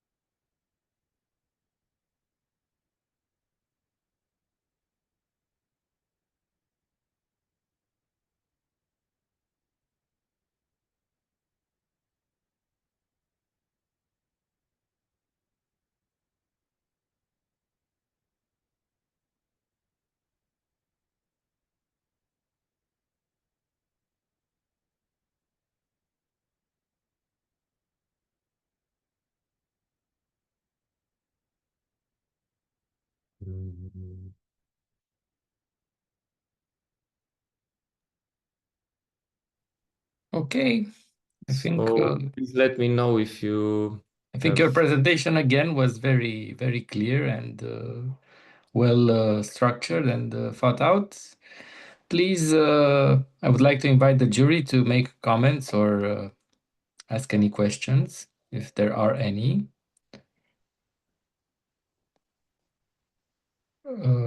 I'm curious about the joints in in the columns, the wood columns, the kind of Japanese joints you have in the middle. I see in this picture on the left the joint.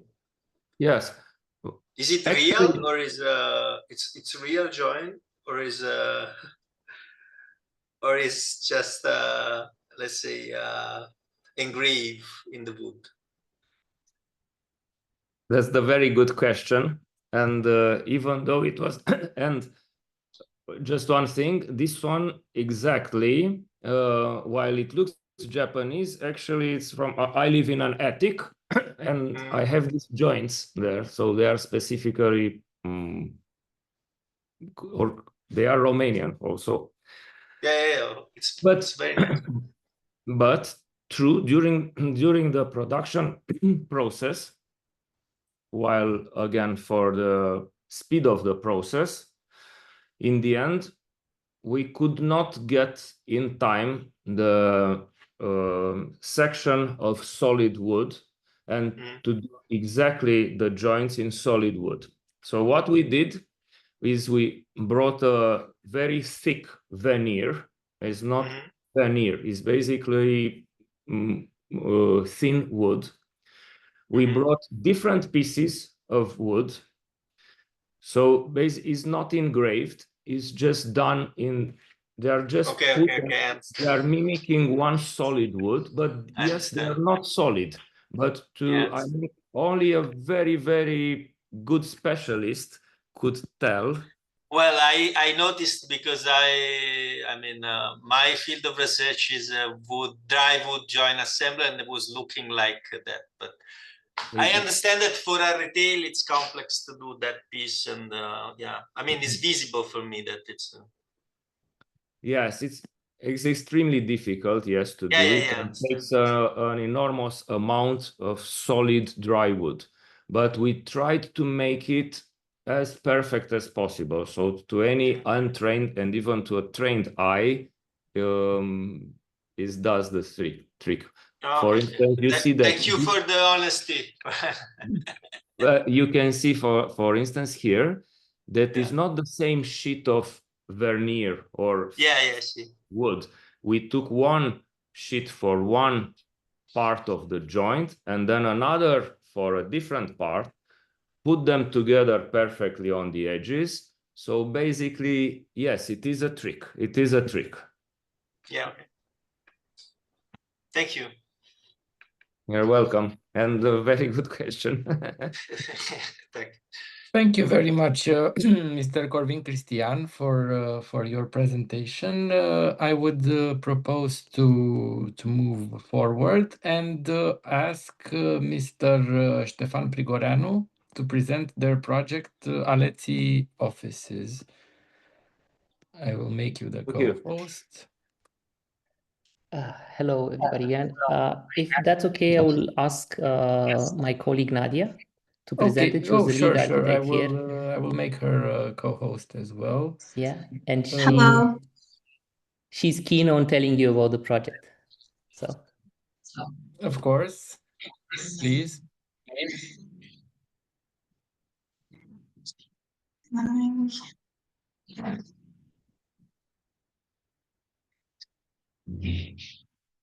I'm not able to share. You should be. I made you a co-host. Let me just check again.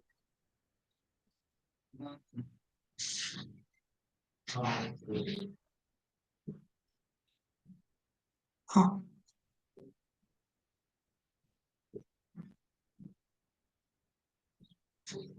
Yes, now we have it.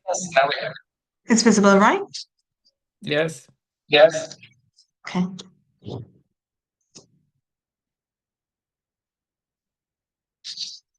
So I'll be presenting you the Aleții offices. First of all, I'll go through the plans very fast forward. We have the entrance with the reception, a very impactful reception. Throughout the plan, we have the divided working offices that we had a talk with the client how we need to put them on the plan. And here we have the kitchenette area. Going upstairs through this central piece, into the circulation core, we have the manager's offices and the meeting room.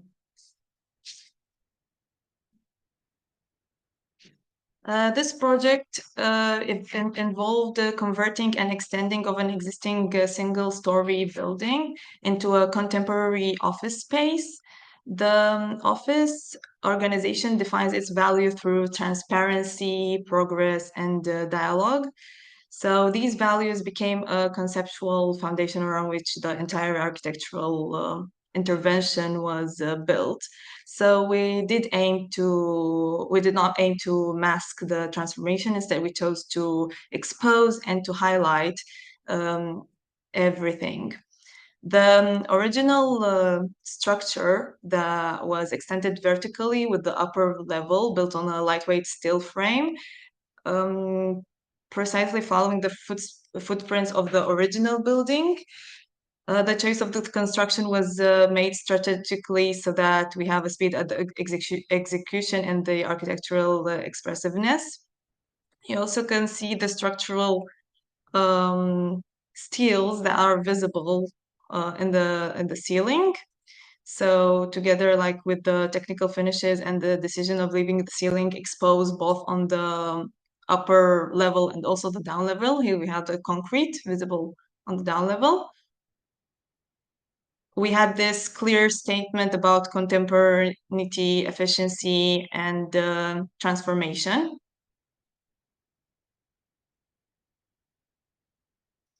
One of the key challenges of the project was the reinterpretation of the existing staircase because of its position that was very narrow.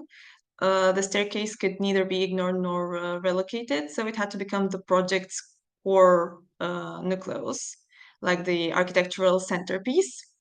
So we did choose a reflective material, stainless steel, not only to amplify light, but and also visually expand the space, but also to create a dynamic experience and movement. Then with the same stainless steel, we decided to go on the balustrade and then put it on the wall to the upper floor, so that we have this core element and material that it goes from down floor to up floor to create the connection. Also here we, as I said, to the walls, continuing with the material, the stainless steel. Then another unexpected but welcoming element was this skylight. So providing more natural light into the circulation area and bringing contrast to the reflective staircase and enriching spatial experience. As we go through the through offices, you will be seeing that we use technical materials as steel, perforated gypsum boards, epoxy coating. We did enter some curved walls through our offices, acoustic panels, curtains, as they were visible at the ground floor. We also introduced this anodized aluminium. We wanted to play with it and to try something new beside the brushed stainless steel. So building in this warm aesthetic and freeform design. This is a picture of the meeting area. And here's some sneak peeks of the kitchenette. And I'll go with you through some detailed pictures, bringing you back to the reception, the curtain used for acoustic, and some details of the stainless steel stairs. Another element, we did play with the floor upstairs, in which we have this seating areas. So we determined the seating areas as with like different colors, materials. And this is it. There Thank you. Thank you very much. Thank you very much. Once again, any questions or comments from the jury, please go ahead. I have a question. You said in the beginning of the presentation that one of the brands, like the office's main foundations, was awareness and openness. How does that reflect, like, in the construction? Like, is it in the transformation? Can you see the construction, or how is it to be understood? Sorry. I think it did. Can you please repeat the question? Because it's either the internet or. Yes, and the beginning you just said that it was about openness, and I just wondered, is it something that I'm supposed to understand in the construction, or like the way you like transform the space, or how am I supposed to like understand the openness that the office shows?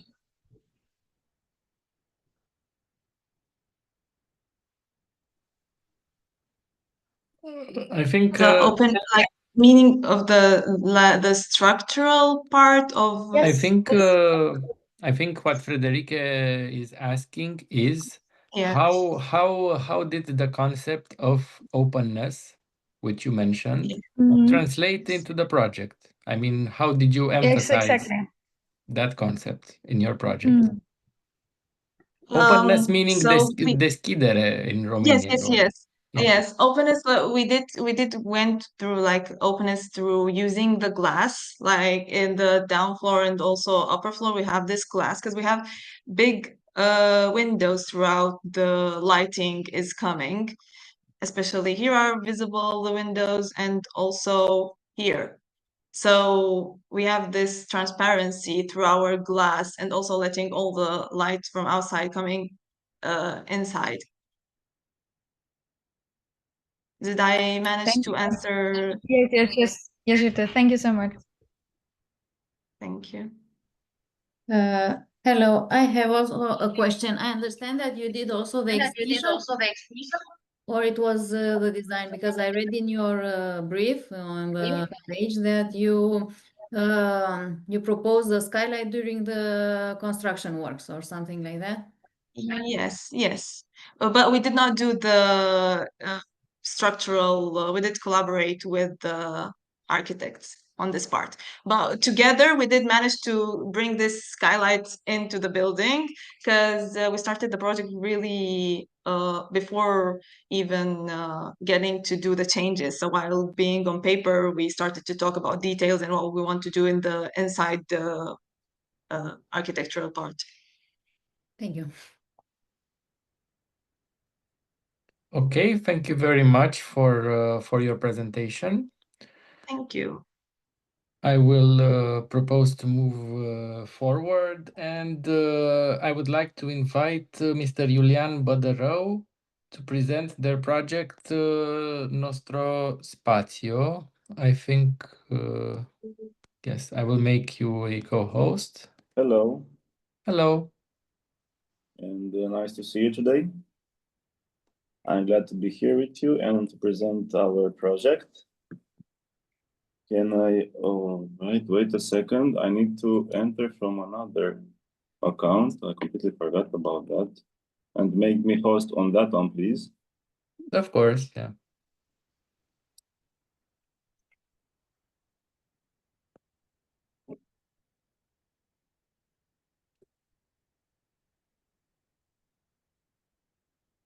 Okay.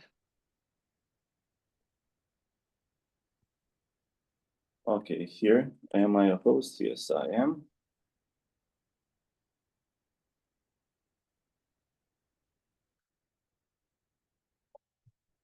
Okay, so to start, I would like to show you first the location and the building in which our project is located. As we said in our, let's say, text, the project is located in an industrial building from the north part of the Bucharest, inside a building which was firstly dedicated for cabs, for taxis. Like it was like a garage for taxis in the communist era of the kind of the late communist era of Bucharest. So it's the Glucosa building. It's called the Taxi Glucosa in the, like, let's say, the memory of the city. So this is like the north part of Bucharest, kind of near the Floreasca Lake, the Lacutei. Is this kind of 6 floors building. It looks pretty bad nowadays. And instead of cabs, cars inside the building, now we have different kind of activities, but regular kind of low, let's say, low quality activities, like, I don't know, carpets, washer, or mechanical workshop, or small furniture workshop. So we found out from a friend about the space, and we rented it, and we did our project. Our project, in fact, is our own office also. So inside our project, we have our office and some common spaces for different activities. This is the building. This is the main entrance, which is also car access. You can see there is this ramp, which we can go inside the building. And we have this stair for access on some corner of the building, but it is not accessible right now. So I will start now with some history photos to understand better the process, because this project is more about the process, about the making, than the final result, because it's still in progress. And we rented it, we started to work as we found it inside the space. And after that, we just worked on it till nowadays, and we keep working on it. So this is the stair, which we're currently working on to make it accessible for the clients.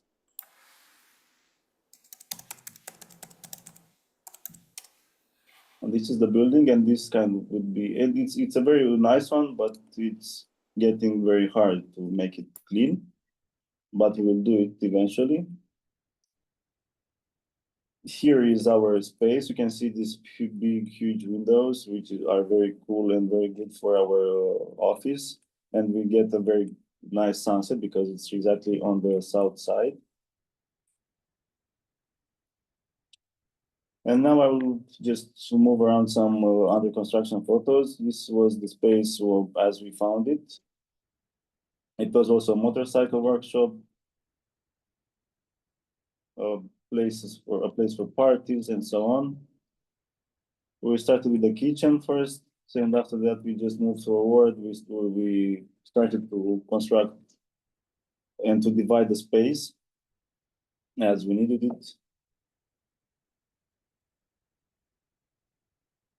We didn't have a project in mind, or some presentation, or some renderings, or some whatever, because as I said, we were the clients, and we were just working and having some idea in mind. And as we needed more things or more, I don't know, furniture, we just added it and we constructed as we were moving along with the project.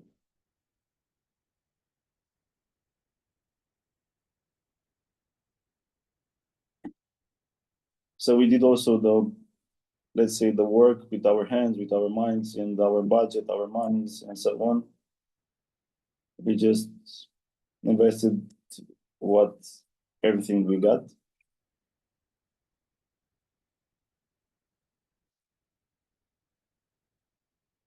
Till we got to this point. So now I will move faster a bit. And we made this till our first, let's say, soft opening. We had it last year in May. Here I'm working and so on. Some scraps, it was full of scraps and like elements we just wanted to get rid of to clean the space.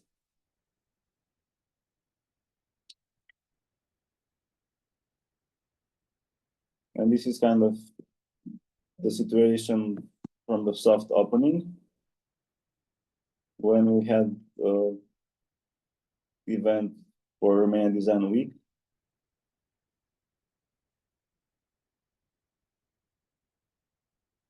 Installing the carpet and so on.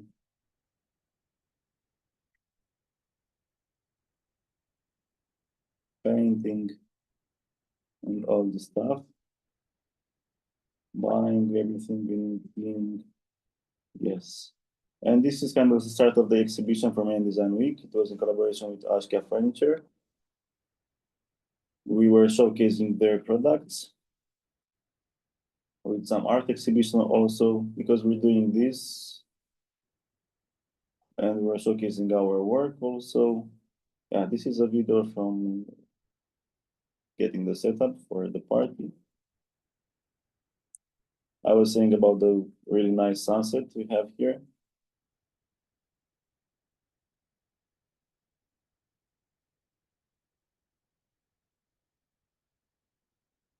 Yes, and fast forward moving, we are getting to the, let's say, different events in the kitchen.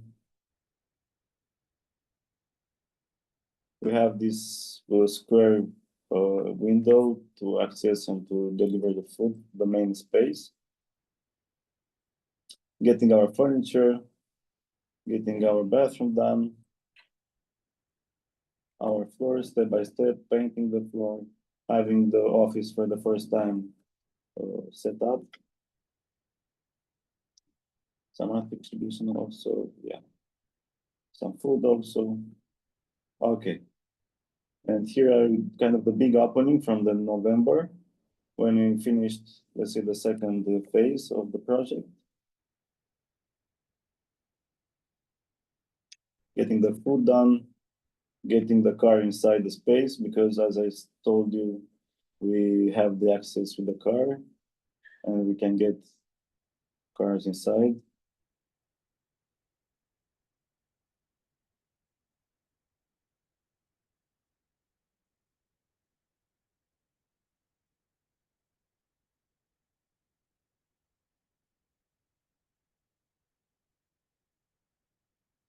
Yeah, and these are some photos from the opening. It was a very nice feedback from the people, so we were kind of happy with that, and we moved along with that and forward with some art also. And yeah, we installed the lightnings and we're happy about that and so on. Okay, now I'll move to the, let's say, the project itself to present you.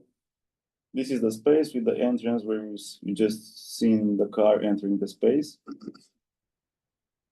Just this area, 8 and 9 and 7 is the area dedicated to our architecture studio. And the rest 3 is the kitchen here on the left side as you enter the space with the window connecting with the main space. And all this space is like dedicated to different events like workshops, art events, pop-up dinners, and so on. And 10 is our workshop, 11 some, let's say, storage, and 12 the bath.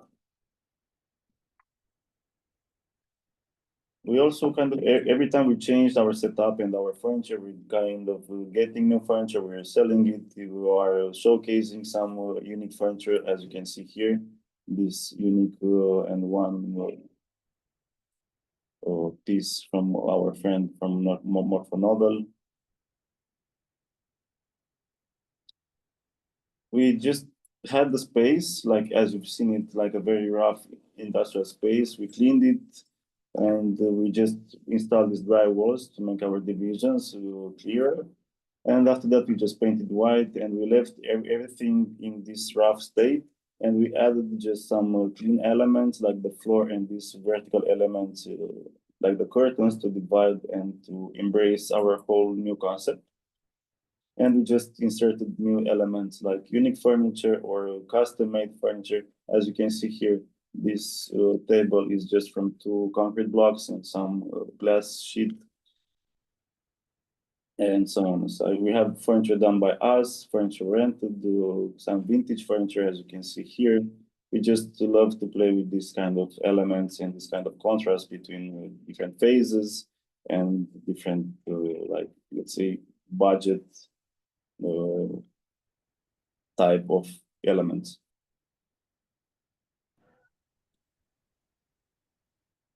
Okay, thank you very much. Please, does the jury have any questions? what is also very important, and I just want to finish with this, we have also this kind of events. I mean, what you've seen here is just our, let's say, daily setup. And after that, we have this kind of events for dinners and so on. I mean, the main space is getting like clean and empty, and we install our new setup for dinners. And after the curtains, we also is our daily office, of course, but it's just hidden from the rest part of the space. Okay, thank you. If the jury doesn't have any comments or questions, it was a very clear and concise presentation. Thank you for it. It's a very interesting project. Right now, I will propose to move forward and get to the exhibition and scenography design section. Okay, so thank you very much then. It was a pleasure. Thank you. Thank you. I will ask Mr. Attila Kim to present their projects. Mr. Kim has two projects in this section, actually. Art Encounters Biennial Garrison Command and The Country We Come From, the first 35 years. So please, Mr. Kim. Hello, it's nice being here, nice meeting you. I will share my screen.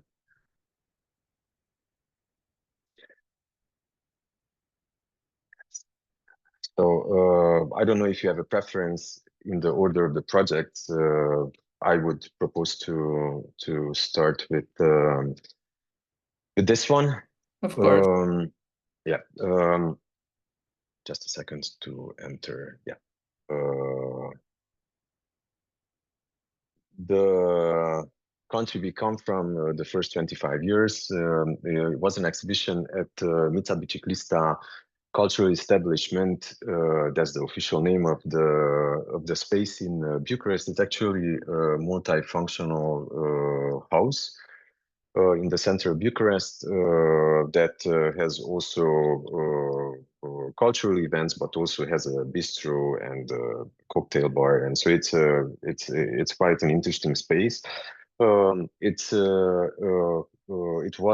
used to be the house of a quite famous person in Bucharest, the first lady who did ride the bike and wearing pants in Bucharest, and that was a big deal 100 years ago.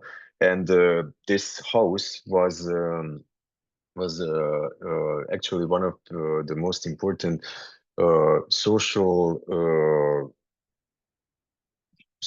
event space, alternative social event space of those times, with meetings between intellectuals and balls and parties and all that. And somehow Mița Biciclista would like to revive this tradition, and a whole floor of the building is dedicated for exhibition. This is actually the third exhibition that we design for Mița Biciclista, and it's about the first 35 years that has passed since the Romanian Revolution, since the communist regime was ended. And somehow it reflects upon what happened in these 35 years in quite subjective manner. I would like to highlight the fact that Mița Biciclista is not an anthropological museum, and however, they have an extremely thorough research process behind all of their exhibitions. They work together with philosophers and anthropologists and artists. And in this whole exhibition process, we were part from the very beginning, because the space itself it's a 19th century house, comes with restrictions. So in constructing the exhibition itself, our role as exhibition architects was quite important in structuring the exhibition that somehow is addressing the young generation. So basically, the exhibition itself, it's not about historical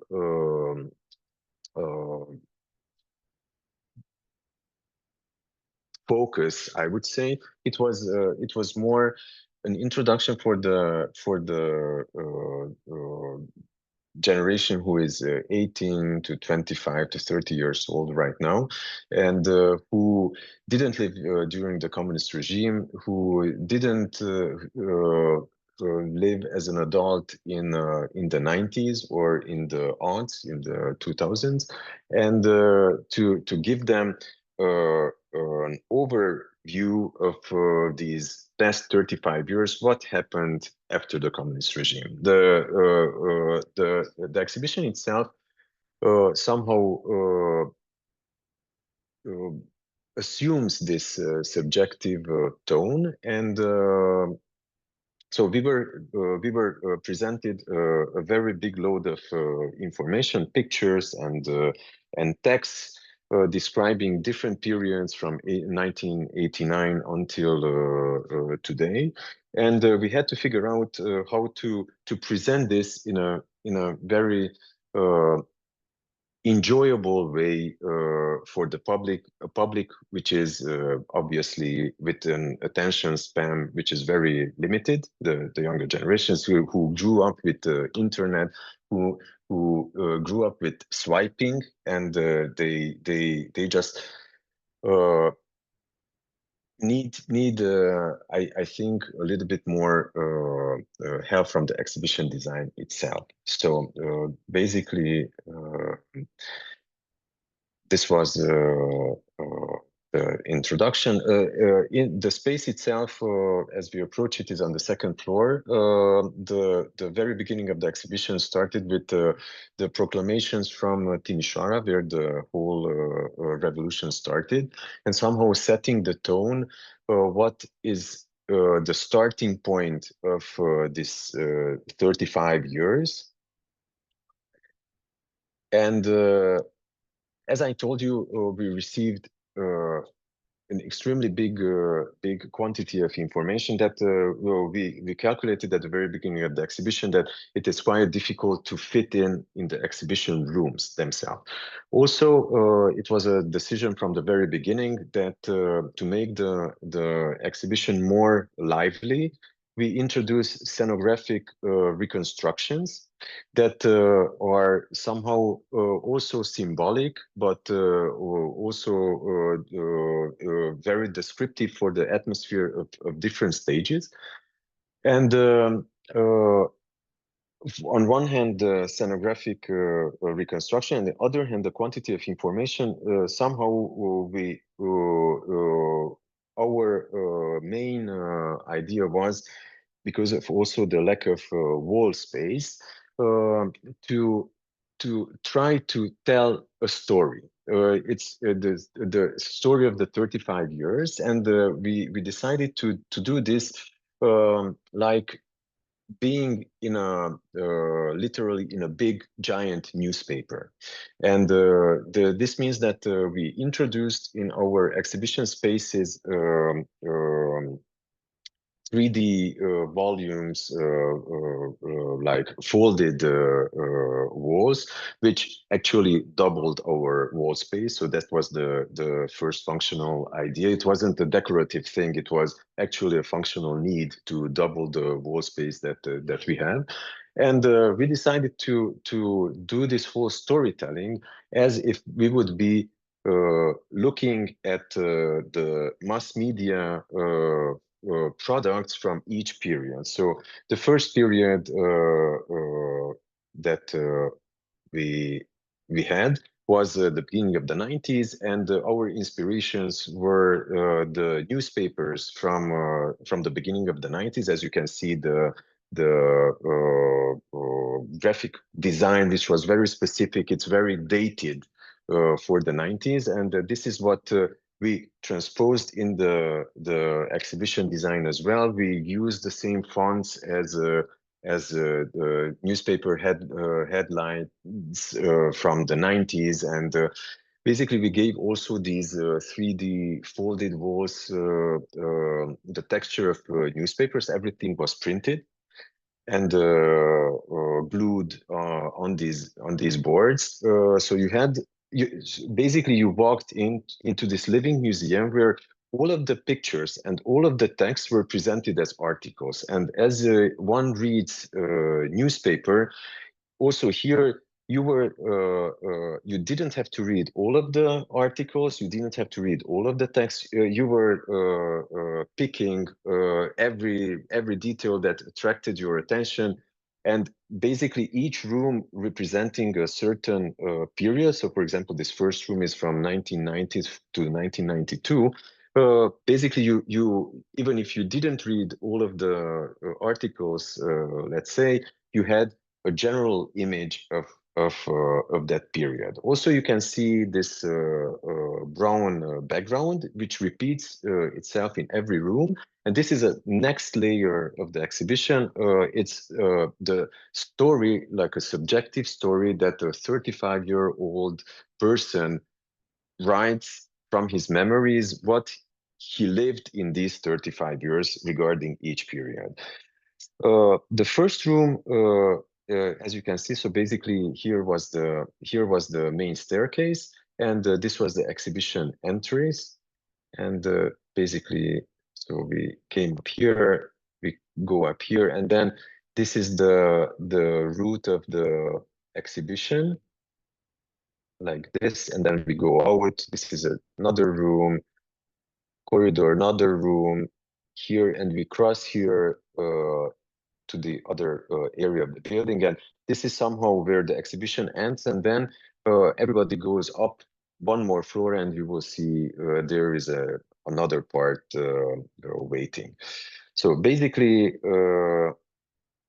continuing, so these are our folded walls, mimicking newspapers with all the photographs and text. And the first room presents, it's a very iconic image for Romanians. It's the TV studio from 1989, when the whole revolution was announced. And basically we recreated with the blue background, with the tablecloth, and also with the monitor that where people were able to see themselves, and also the film that was going on. It's a recording from that period, but a TV camera from that area, from that era, and also the lights hanging above.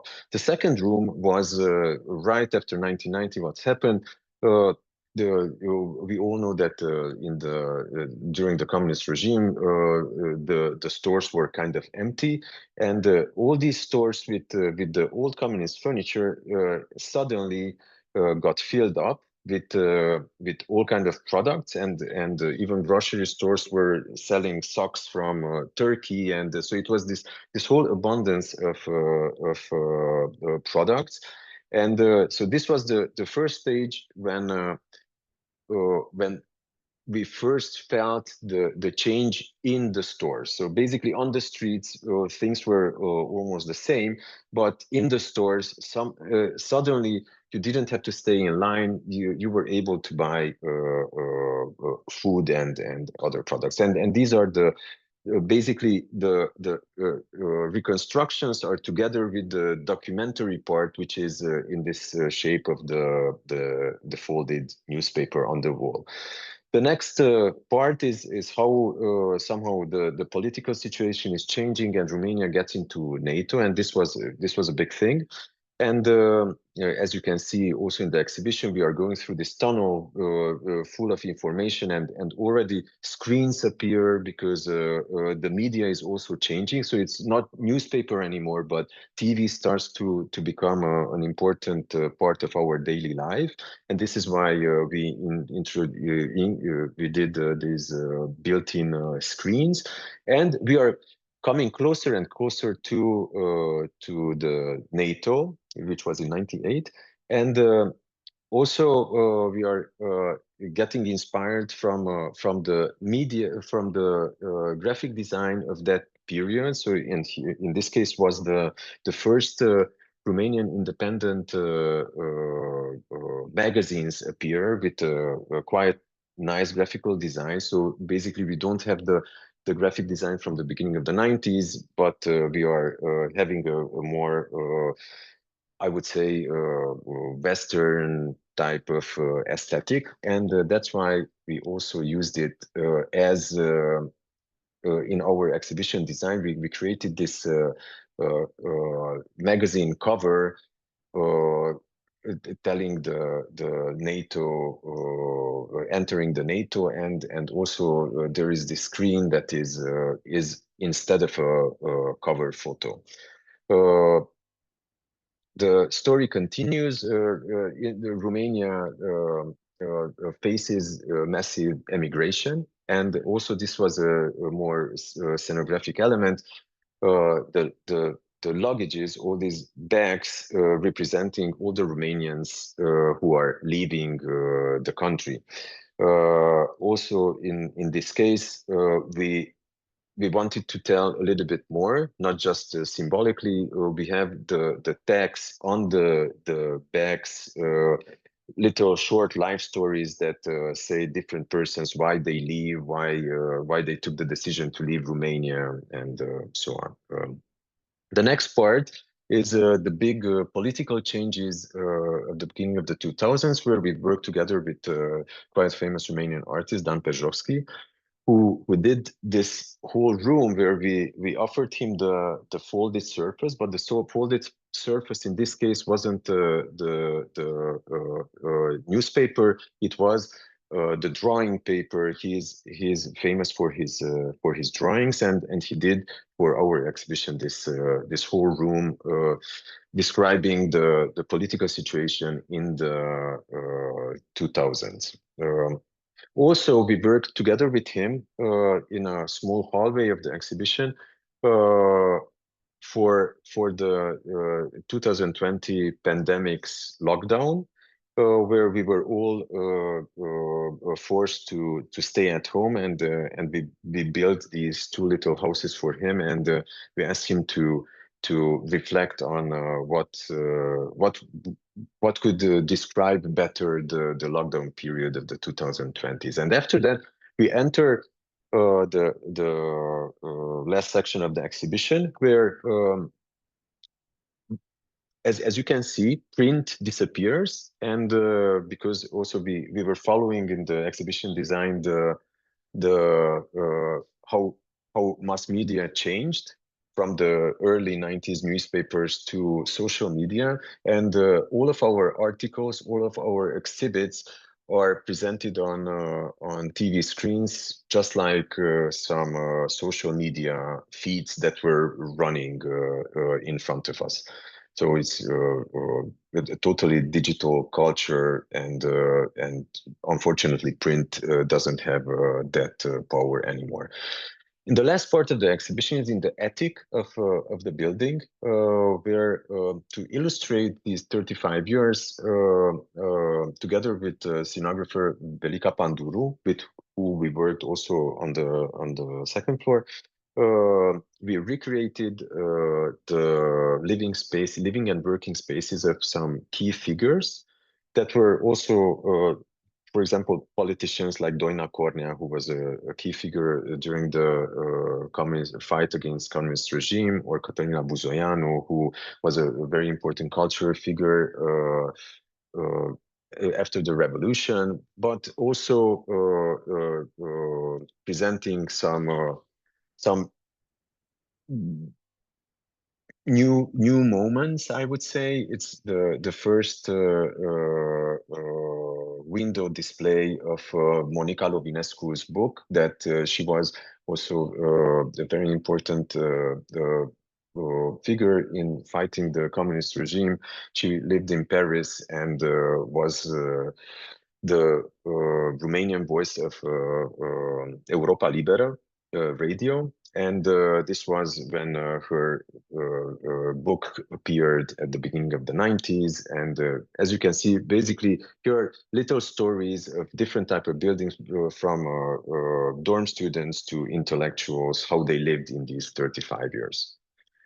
So basically, these interiors were somehow, and the exhibition ended with the same type of folded space with the credits of the exhibition. This would be the first 35 years. Thank you. And I believe you have another, I'm sure, as a matter of fact, you have another project. Yes. So please, my proposal will be to continue with that. And okay, and then come, okay, if you have questions, we can come back to them. Second, the other project is the Art Encounters Biennial in Timișoara. This is the most important contemporary art event in Romania that happened since 2015. For the past 10 years, it's a huge huge event that also at every occasion invites international curator or curators. In the case of this year, there were 2 curators to build a contemporary art show, which is in more spaces, actually in the city. An international exhibition. This year's exhibition was also in Comenduirea Garnizoanei, which is an old 19th century building where it used to be the army headquarters that is not used anymore for the past 10-15 years. Actually, it had a symbolic value in the cities in the center of Timișoara, because also during the revolution that started from Timișoara, this connects somehow to the other exhibition I talked about today. It was one of the main places from where the army was conducted. This is the building. The building actually is going to become the Museum of Revolution. It's under a design process and authorization process for the past 5 years, I would say. So in the past 5 years, the building was used for various big exhibitions. Actually, also 2 years ago, when Timișoara was the European Capital of Culture, it was used for two major exhibitions. Last year was used for the exhibition of Beta, which is the Architecture Biennale in Timișoara. And actually, every time the building was used, the exhibitors were told, you can do anything to the building because you are the last one before the renovation. So everybody somehow went quite brave, courageous, and aggressive, I would say, with their interventions. And just another year passed, and the renovation process didn't start. And so the layers and layers of the previous exhibitions just gathered on the building, which you can see is quite in a rundown state. This is how we found the building this year in February. The exhibition was opened in May. These were after the last exhibition that was in December, January in the building, with the artists who papered the walls. As you can see, the plaster from the wall is falling down. They were allowed to paint the walls in any color they wanted to.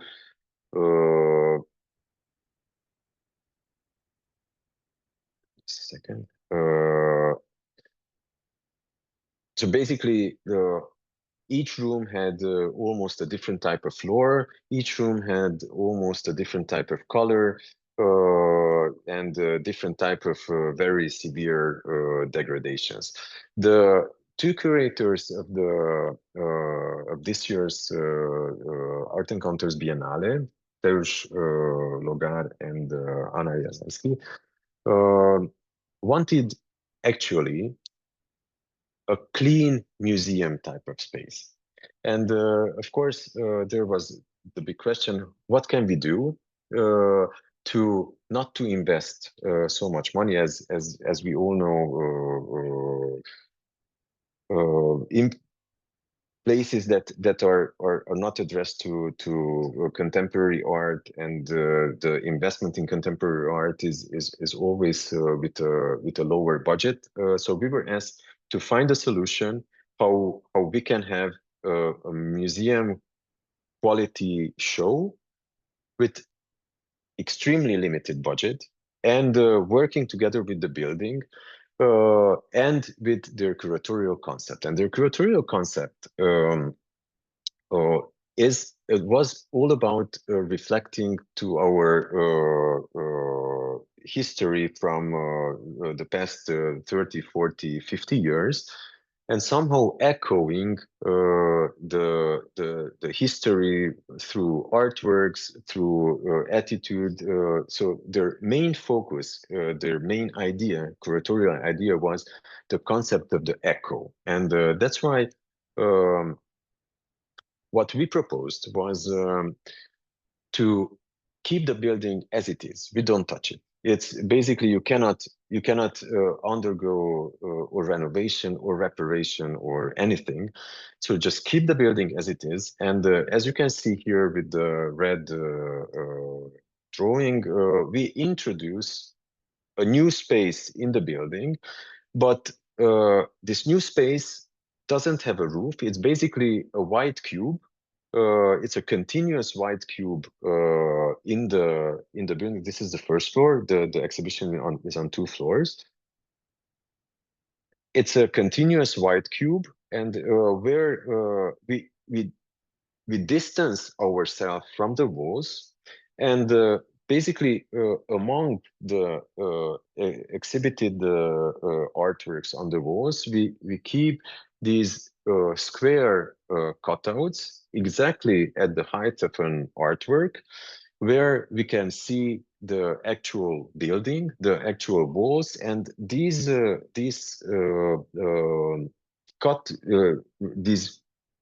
cuts don't follow the logic of the building. They happen as if they would be just some paintings or photographs. And also the height of the walls is generally 260, and only if the artworks need a little bit more height, they are higher. So basically, we are in this white cube that has a carpet floor. So basically, we proposed where you can see pink here. It's a dark gray carpet that gives unity to the floor. So basically, you can concentrate just like in a museum on the artworks, but among the artworks, you have the echo of the building. You have the echoes of former exhibitions. You can see the degradations. You can see what the exhibitions before us did to the building, what they left there. And these white boxes don't have these white cubes, don't have a top. So basically, from 260 upwards, you can see the ceiling of the real space. And so this is the intervention, as you can see. And our first intervention was in the entrance part of the building, which was like a drive-in arcade. You can go through the building and to the garden. So just to state our concept from the very beginning, so we closed the circulation to the garden, and you had to go to the left or to the right, and the garden with the people was just like a painting exhibited. Here you can see, and basically you can see also from the entry hallway that frames the former wall to this is actually Ceausescu's profile, which was stenciled on the walls during a previous exhibition. We can see also outside a bit, but we didn't want to make the cut exactly in the front of the window because these cuts are autonomous, and these white cubes that we introduce are independent from the actual space. So that's why we have relations like this. Also, as you can see, you have the Marina Abramovic work here, and then it continues with the echo of a previous exhibition with the Ceausescu portraits. Here also among the exhibited installation, you have this cutout, but because we needed a taller wall, from 260 jumps to 290 the height. As you can see, the gray carpet is unifying the space. Here you can see how the space was originally, and so this is what's behind the walls. This is another example. So it's behind this one. Another example. And basically our intervention is kind of self-explanatory. So we created this new white cube, this white canvas for the artworks. And as you were going through the building, you were always stepping on the same floor. On your eye level, there was always a white wall, and from time to time, you were able to see outside or see the walls of the building as we found it. This is the staircase, and yes, it's. Thank you. Please, Thank you. The jury, please address any questions regarding both projects. Both presentations were very interesting.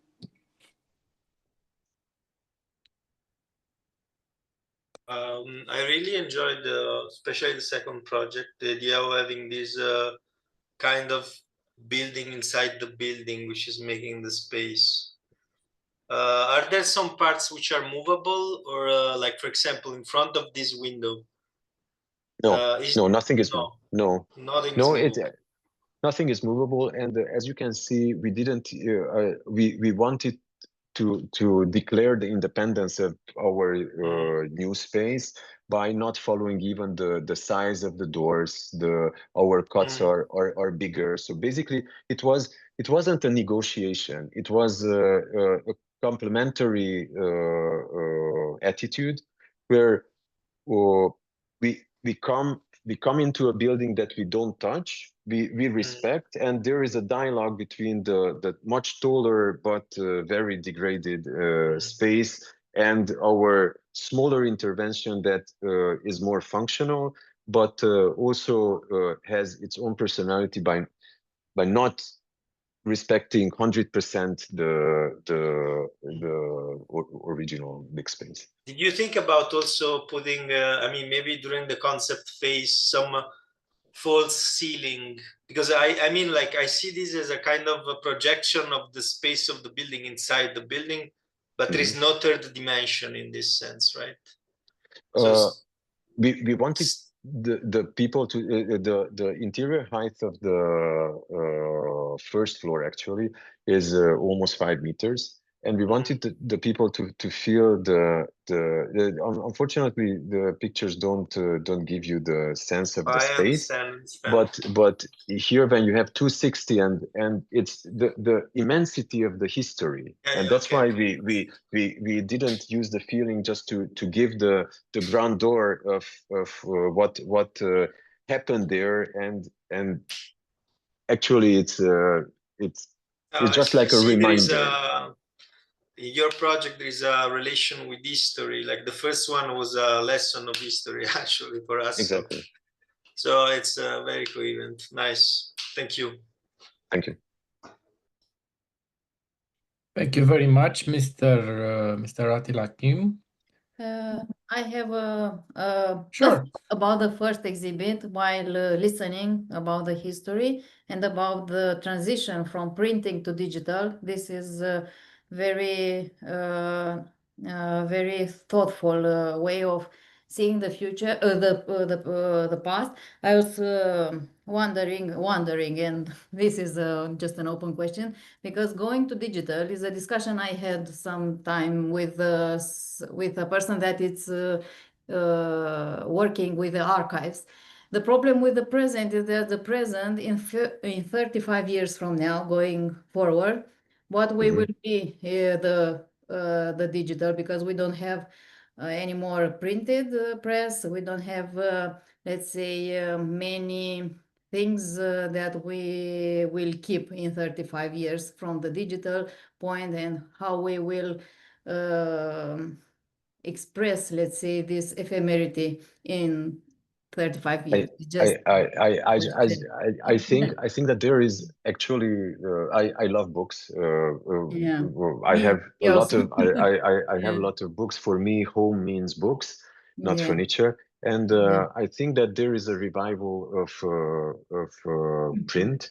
And I think that that slow living, that somehow I think that the whole concept of slow living nowadays is somehow leading us back to also to the print. I think the whole social media and the digital era came as a tornado. But now somehow the tornado is passing, and I hope at least that there is a more calming down, and also the print will regain its value. But for us, it was important just to highlight for the very young people how the history has changed, and how there was no social media. It was România Liberă and Evenimentul Zilei 35 years ago, and people had absolutely no idea what a computer is or what a screen is, and how this whole thing has changed. And so basically, it's as you also said, it's like a history lesson also for us, and it was a very important exhibition to reflect on what happened, because everything happened just so fast that you need moments like this, exhibitions like this, when you somehow think about the fact. We just know, we don't think about it, we just know what happened, we don't think about what happened. Thank you. Congratulations for both. Thank you. Thank you. Okay, thank you very much, Mr. Attila Kim. I propose now to move towards the third project in this section, From Craft to Music, by architect Maria Gement and Justine Baroncea. Hello. Hello. Let me make you a co-host.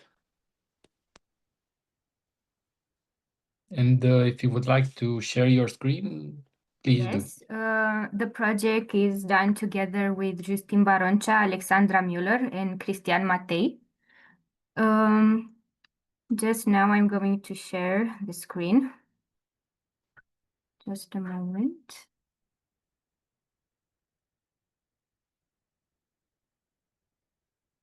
Okay, can you see? Yes, it's okay. So I'll start a short presentation on the process and the concept of the project. On a layout with two asymmetrically placed points in the central area, we introduced two lines, a didactic line, and a show line. In the didactic line, the display cases are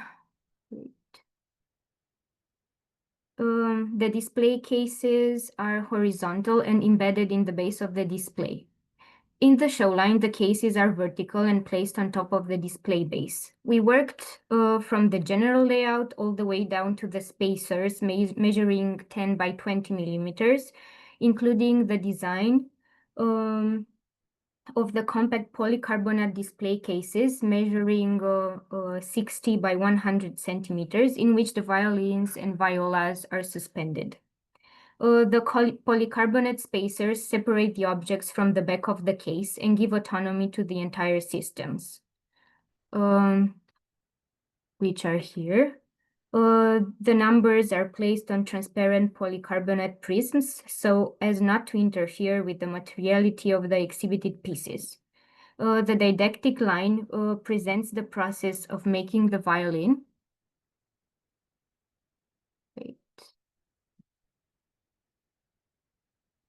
Here you can see all the stages, from raw material to the final detail components before assembly, including the specific tools used in each finishing stage. The discrete mechanical fastenings of the signature element follow a technical language that does not interfere with the material of the violins. The bases of the display stands are made 100% from recycled material. And we would also like to point out that transparency was a main characteristic of our design system, because we didn't want it to interfere with the instruments, but to be a different level of information that can help you understand the process. This would be all about the exhibition. Okay, thank you very much. Thank you for your presentation. Any questions? If there are no questions, let's move forward to the final section of today's presentations, object design. Therefore, I would like to invite Oana Morcotan to present their project, Memoriam. Can you hear us?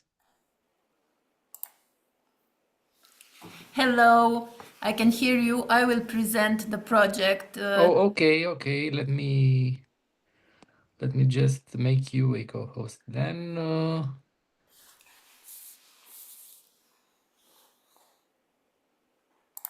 Okay, perfect. Thank you.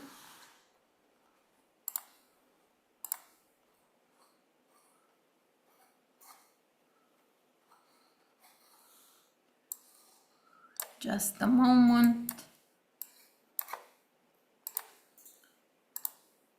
Okay, can you see my screen? Is it okay? Yes, it's visible. Thank you.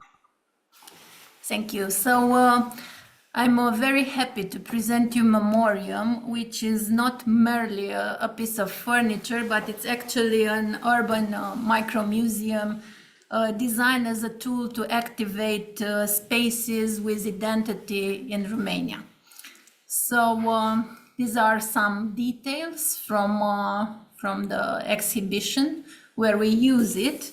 It's composed of several modules with a structure made out of through-dyed MDF, with veneered with Tata Juba wood, and with the decorations made out of ebony veneer. And is crafted in the atelier of Zvart, which also conducted a workshop designed for students in order to familiarize them with this world of types of wood, of joints, of craftsmanship, because we all know that the formation in universities need this kind of very practical knowledge. But what I want to tell you more is these are some photos from the process, and this is what we find inside of Memorium at the Stork House, where we can find a display of 150 years of artistic destiny in sculpture and in painting in Romania. So I think what I want to tell you is the story behind the curtains, which actually gives life to this object. So from this photo, which shows us an image of the Stork house in Balcic, one of the two Stork houses made by the family, we go through this image of the same interior painted by Cecilia Cuțescu Stork, which is the first art teacher in Europe, the first woman as an art teacher in Europe. And then we go to this 1902 house in a very particular style, the house designed by the Stork family together with architect Alexander Clavel, which is nowadays the Stork Museum and the headquarters of the Stork Foundation, and which is actually the place that inspired us for this kind of activation done with Memorium. Because our association, which is centered around heritage education, actually signed a 2 years project with the Stork Foundation to activate this heritage as a living heritage, as a heritage for the future. So these are some photographs from the garden, which also displays a very interesting collection of bas-reliefs from made by Stork family and saved after the destruction of the Calinderu Museum. This is a leftover of the gable of the university in Bucharest after being bombed in 1944, and it is done by Karl Stork. So we have all these bits and pieces and an immense universe of history that we are trying to bring it together in a very compact way, showcasing it for different publics and for the new generations, and having a very tactile approach. This is the interior of the Stork Museum and some atmosphere, and this is what we have done in the last months, doing heritage education tours for different people and person, making connections with the University of Arts, with design students, making movies about architecture, movie displays about architecture and crafts, to bring them as lively subject for the public. And in the past 6 months, we have conducted, together with the Stork Foundation and the University of Architecture, and with architect Françoise Pamphile, this project called Maison Ville Mémoire, which took the Stork heritage as a source of inspiration for contemporary actions. So this was actually the beginning of the project, and this is the end of the project with the poster that invites you to this exhibition. And of course, during these 6 months, we address students the topic of finding an object and the technique which can interpret the Stork heritage. And they were free to do this with the condition of learning everything we planted about this family, about their importance, about their role in the artistic scene in Romania and in Europe, and understanding why heritage actually is important. And it's called Inventorium Stork because it also has this component of inventing. So going from something very concrete and inventing something new. So what categories of information do we have inside this micro museum? So of course we have historic photos, one in which, for example, Cecilia and Frederick, together with the elite of society, of Romanian society, are displayed. We have, of course, some of their exhibitions. Now we see the pavilion at the Biennale in Venice. We have the family tree because we want to understand exactly how is it, and it was also designed by this group of students. And we also have a link with spaces that are not there in the exhibition. So we have here the Stork house in Balcic at the Silver Coast, which was arranged by Cecilia with sculptures from Brâncuș and with this whole laboratory of an elite that used to create there far away from the academic world, let's say, and with this beautiful image of ruin of, let's say, temple that you could see from the sea, where it is said that Henrietta de la Vrancea Gibori used to draw the houses.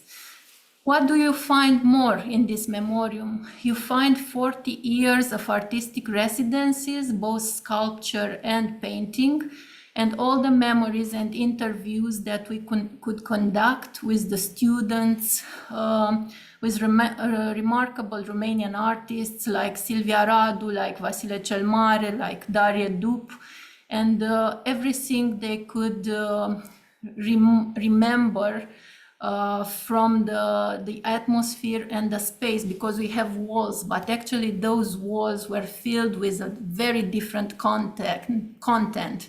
They have many histories to say. So Memoriam also condenses something you cannot see, but that used to live in this space. And because we were talking about the qualities of poetry and of imaginations in this very busy life that we have, we also asked students to imagine, for example, the stories written by a cup of tea which used to live in the Stork house during their lifetime. So students had to read the memories of Cecilia Cuțescu Stork, the fresque of a life, which have all this historic information, and make the imagination of what this teacup could see, what the servants used to talk, what were the talks between, for example, Brâncuș and Cecilia Cuțescu Stork, and so on. So it's like another time a view behind the curtain. So it also held, together with these imaginary letters, we also had letters from Brâncuș, letters from Frederick to Cecilia, letters from their daughters, which were ceramists and architects.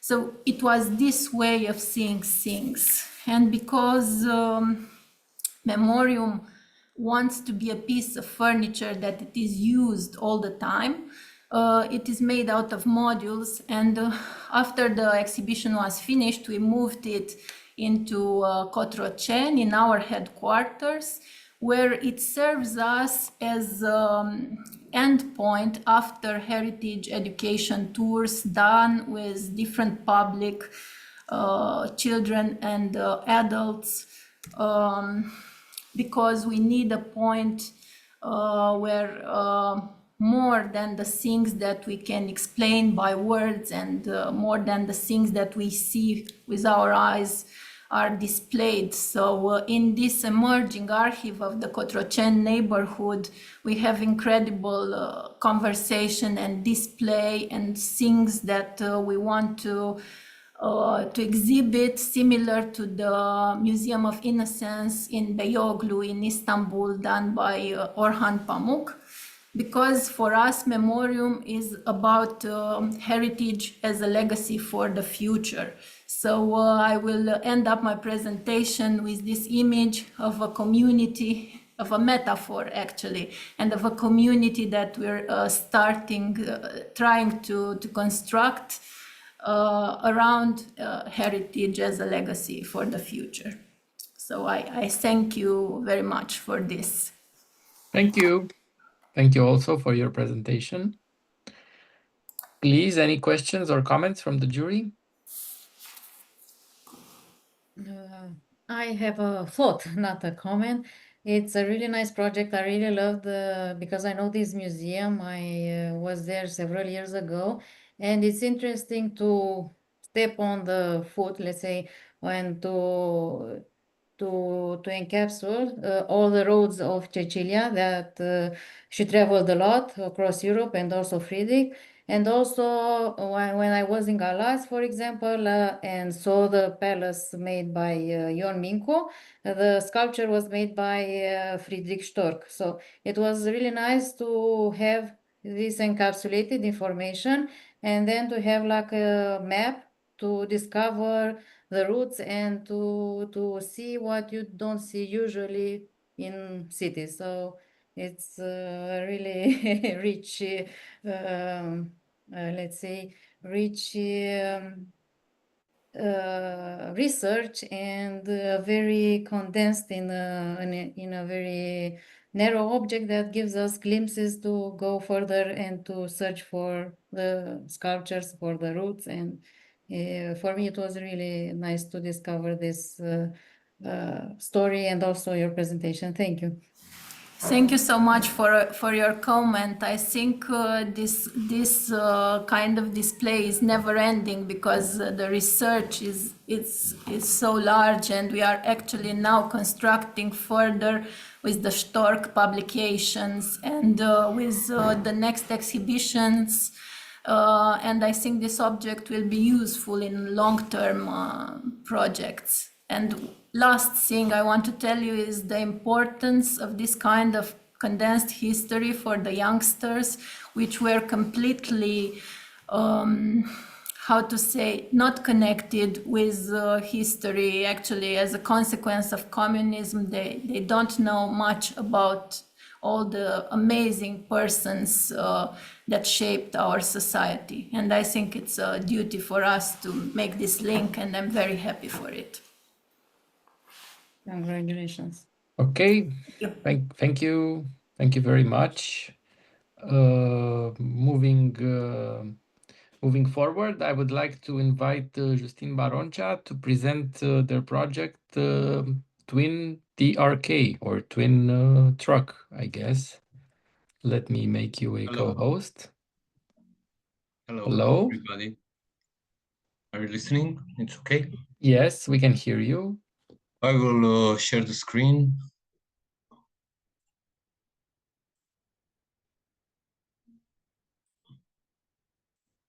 It will be very brief, I promise. The twin truck is continuing a study. Maybe it's formal or it's geometrical, I don't know. That started like 24 years ago. So it's a very long project. I will show you the last results of the iterations and the transformations of the project that happened the last, let's say, 7 years. And the project is still transforming. So what you will see, the final project that we submit for this event is just another stop. So the study will continue, because it's a system that can be scaled and rescaled and retransformed many times. This is a version, I think, from 2020, when the same system was like a tea set or coffee set, where you have these 4 objects that are composing like 2 characters, 4 objects, and you can decline it and change it a lot. Then it transformed into speakers. Then like in 2022, I think, or 23, the speaker system improved. We showed it in Romanian Design Week. It was exhibited there. There were like 2 speaker, an amplifier, and a cable management box the cable management box and the amplifier can be also transformed into speakers, so we can have a surround system. Now we started to produce this system. It's already on the shelves of some clients, and the idea was to make a compact object that can give you surround, because normally a compact speaker will give you only 1 or 2 spots of sound. With this one, you can obtain 4 in the most advanced system.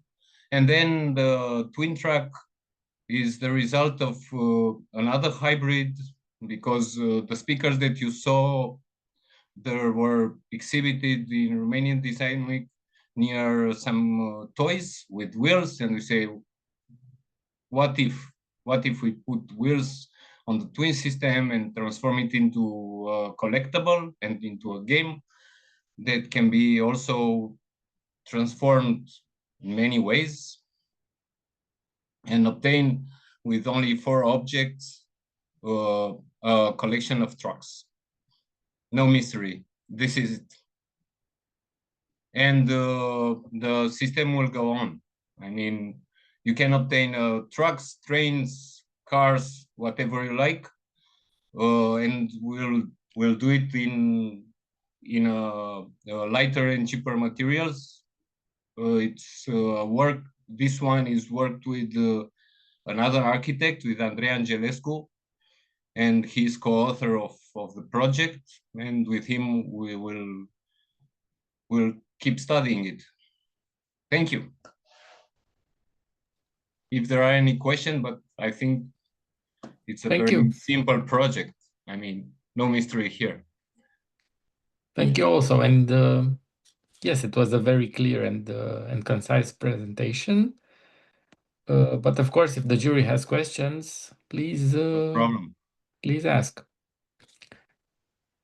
If there aren't any questions, then thank you again, and let's move forward. I would now ask Mr. Alexandru Beleni or Mrs. Irina Niculescu-Beleni to present their project, Dwelly, THOW or TAU. Dwelly TAU. Hello. Hello. Hello. Ne auziți? Da, vă auzim. Hello? Yes, we can hear you. Okay.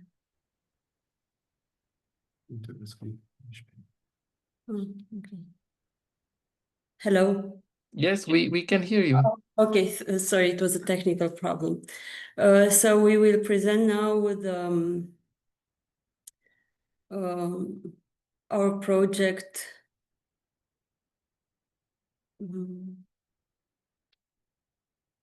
Okay, we'll present now our project Tiny House on Wheels called Dwelly. We are Irina Niculescu and Alexandru Beleni, co-founders of Architecture Office Pub.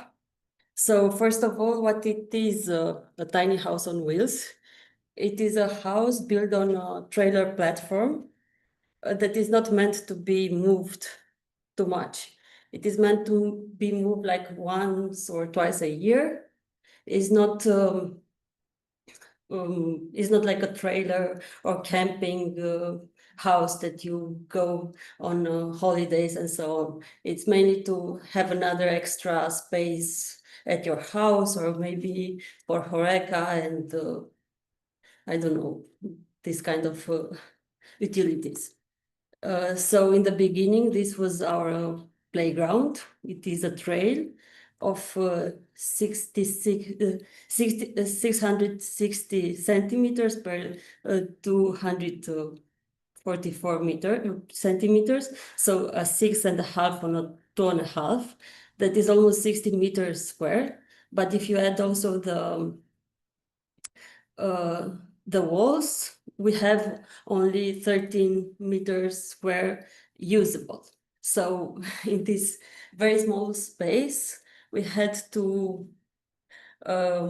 design a unit for a renting unit for 2 or 3 nights that had to host two adults and a kid, a bathroom, a kitchen, a bedroom, a sofa, a dining space, and a storage in 13 meters square.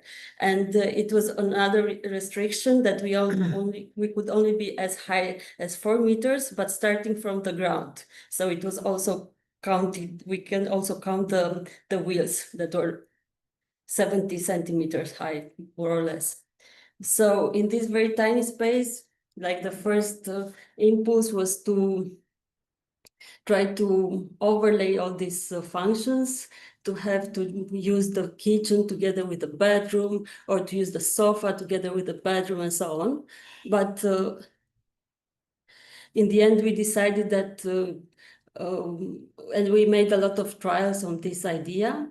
But in the end, we were thinking about these spaces that are actually like an empty room. When you look in an empty room, it feels small. But the more you add details and furniture and all these small things, the space feels, the perception of space, it's bigger and bigger. So we decided actually to encapsulate these functions and not to try to use the same as different functions. So we have here the bathroom. I don't know if you see my scroll, but anyway, so we have the bathroom here that is quite a comfortable bathroom for such a small space. It is almost 1 meter wide and 2 meters and 20 length. And then we have this small kitchen that is a 1 meter long kitchen, 1 meter and 50, that is quite comfortable for any kind of very small cooking. And here we have this sofa that we really wanted to have a comfortable sofa. So you enter there and you can see this sofa that you also see in your house. It's not a compromise. It's not something that it looks like a sofa but doesn't feel like it. So we really wanted to have this piece of furniture where you can relax, and it could also be used as a second bed for a kid or maybe a third guest. And then here we decided to close the space of the bedroom in order to have a very intimate space. Even though the space is so small, we thought that it is important to have this transition between spaces, and the bedroom to be a place where actually you can just go there and stay with the nature. And these are some renderings that we did during design phase, where we wanted to show this attention for details. And also all the examples of this kind of houses were with very big windows. And we thought that we were thinking how to approach this idea of big windows, because in the end, one of the other restrictions that we have was to keep the whole building to 2.5 tons. So it is very small it is a very small weight for such a house. And so also the windows would be something very heavy if they were like very big windows. So in this discourse of attention to details, we were thinking that to introduce this grid of windows, so you can perceive the nature outside also through small screens. And this is a section where you can see where we place the installations and also the storage. The storage was also a very important issue, because these were people who were coming with some luggages, even though it was like 2 or 3 nights. We all have a luggage, and it's important to have a nice space. But if you feel the second you go in with some luggage that you don't have where to put, it is very nested. So the storage is under the bed, under the sofa, and also this is the kitchen storage. And the installations are here. And this is a picture, an interior picture with all the spaces that I've told you about. And of course, this is a marketing picture with a wide angle. So I will show you a picture that I did myself in the construction, on the construction site, where you can see two persons. And you can see how a person can feel inside, even though it's not this kind of very Photoshop marketing pictures. And here it is a little movie with all the spaces.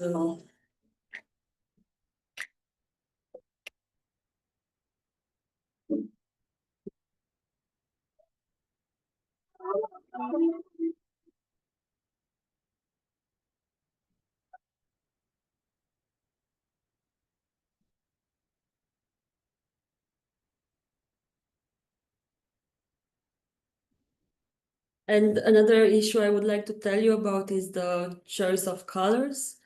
So in the beginning, the theme was to have this unit placed in a forest. So we thought, and of course we couldn't use very heavy materials. So the steel sheets were the only choice. So we felt free to choose any colors because you can paint anything. So we had this idea to use this green that would fade in the forest and have this red accents of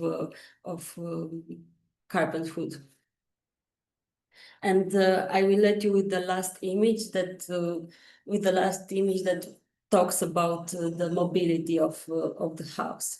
This was in the beginning of this is the first prototype. That was very, very difficult to take it out of the place it was built, but then from this moment hasn't stopped until towards Netherlands. So it traveled like 2,000 kilometers.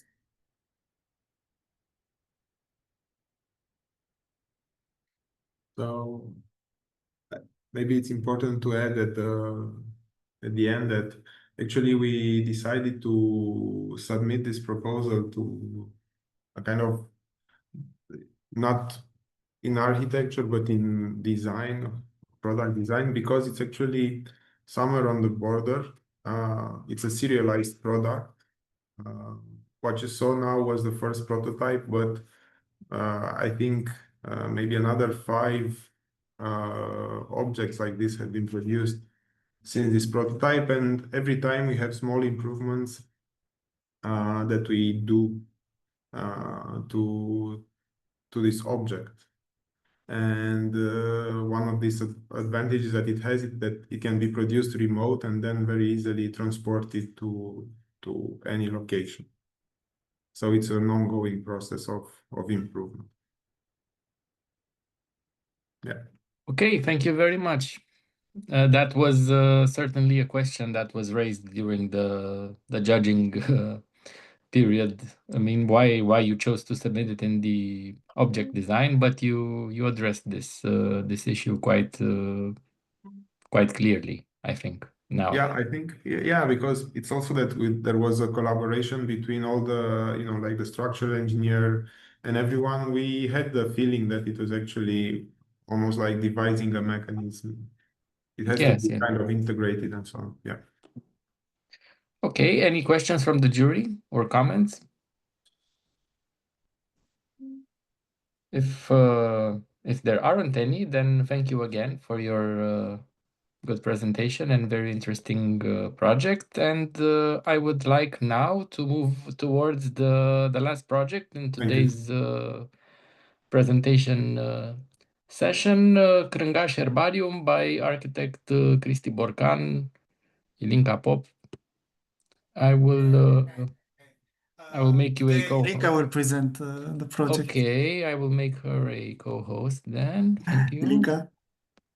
I'm here. Hello. Hello. Okay. Just a second. Can you see my screen? Yes, it's okay. Okay. Okay, so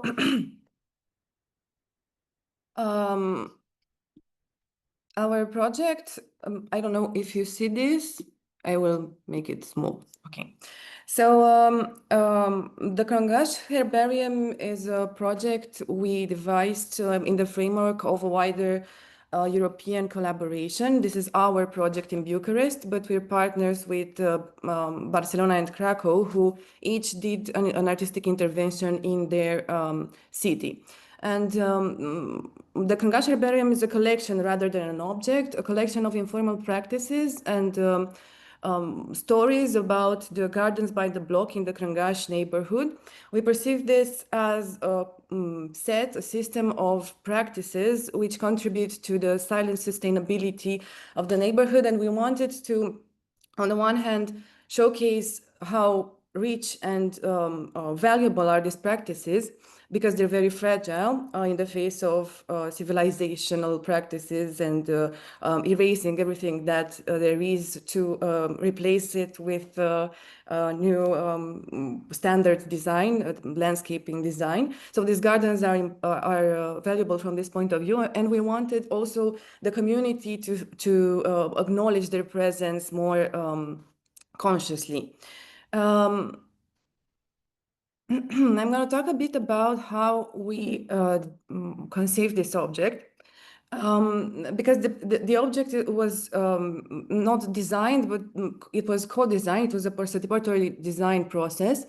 We began from assessing what we have following the research process, which happened in April, and this workshop and the participatory practice process for designing the herbarium happened in a later phase of the project. We began by analyzing what materials we had, this kind of maps, social analysis, ethnographic drawings, all the interviews from the qualitative research phase in the neighborhood, where we identified all types of gardens and felt like there was a lot of material, and the main task, besides discussing how this object will look, was to understand what this object will contain and if it will speak mostly about us as archivers and architects, or about the neighborhood and the library, which is a commons of the neighborhood. The library is a very lively community place.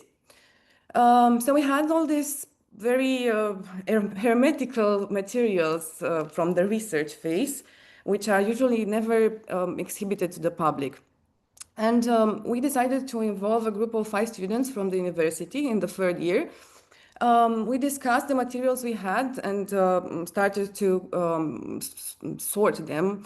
And we discussed all the time with the librarian, who was actually the person who firstly communicated her needs. As you see in the background of this picture, near Christy, who is near the window, you can see that there were already some flower pots in the place that the herbarium is now. So the librarian explained to us what types of activity she is doing, that they do practice seeds planting and all kinds of ecological education activities. So we were thinking to approach this object as a ecological education device. And we went back to school with the students, and they started drawing some playful ideas, which at first had apparently no apparent functional function, but from these drawings expressing their thoughts and their first understanding of the brief, they actually went through at the 2nd phase, guided by Christy, into technical design. We also thought that instead of showing some gardens that we found from the neighborhood, this is the garden we think is most beautiful, instead of selecting this kind of garden, we encourage the students to imagine from the types identified by us in the research phase, to create a story and to create 3 dioramas of gardens from the neighborhood, a typical garden from the neighborhood, or a garden, simply what they thought it would be best. And they created, it will be a later image about this, they created 3 dioramas which are present both on the interior of the space towards the inside of the library and to the exterior. So it's actually 6 dioramas. The object is made out of plywood and metal. It's not very, and glass, of course, for dioramas.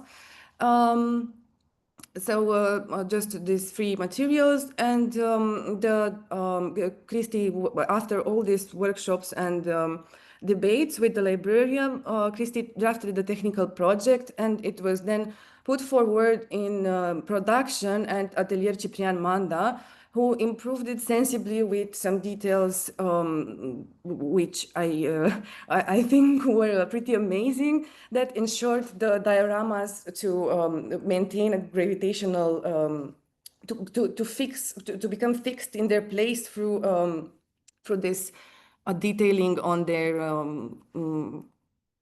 under inferior side. Sorry. Okay. To discuss the herbarium in a bit more detail, it's this complex object with many, many drawers, apparently chaotically placed, but because we had so many materials from the research and we wanted to make it like a storytelling process to explore this object and to help, we wanted it to participate in contesting this idea that you cannot touch an object in a public space, such as the library.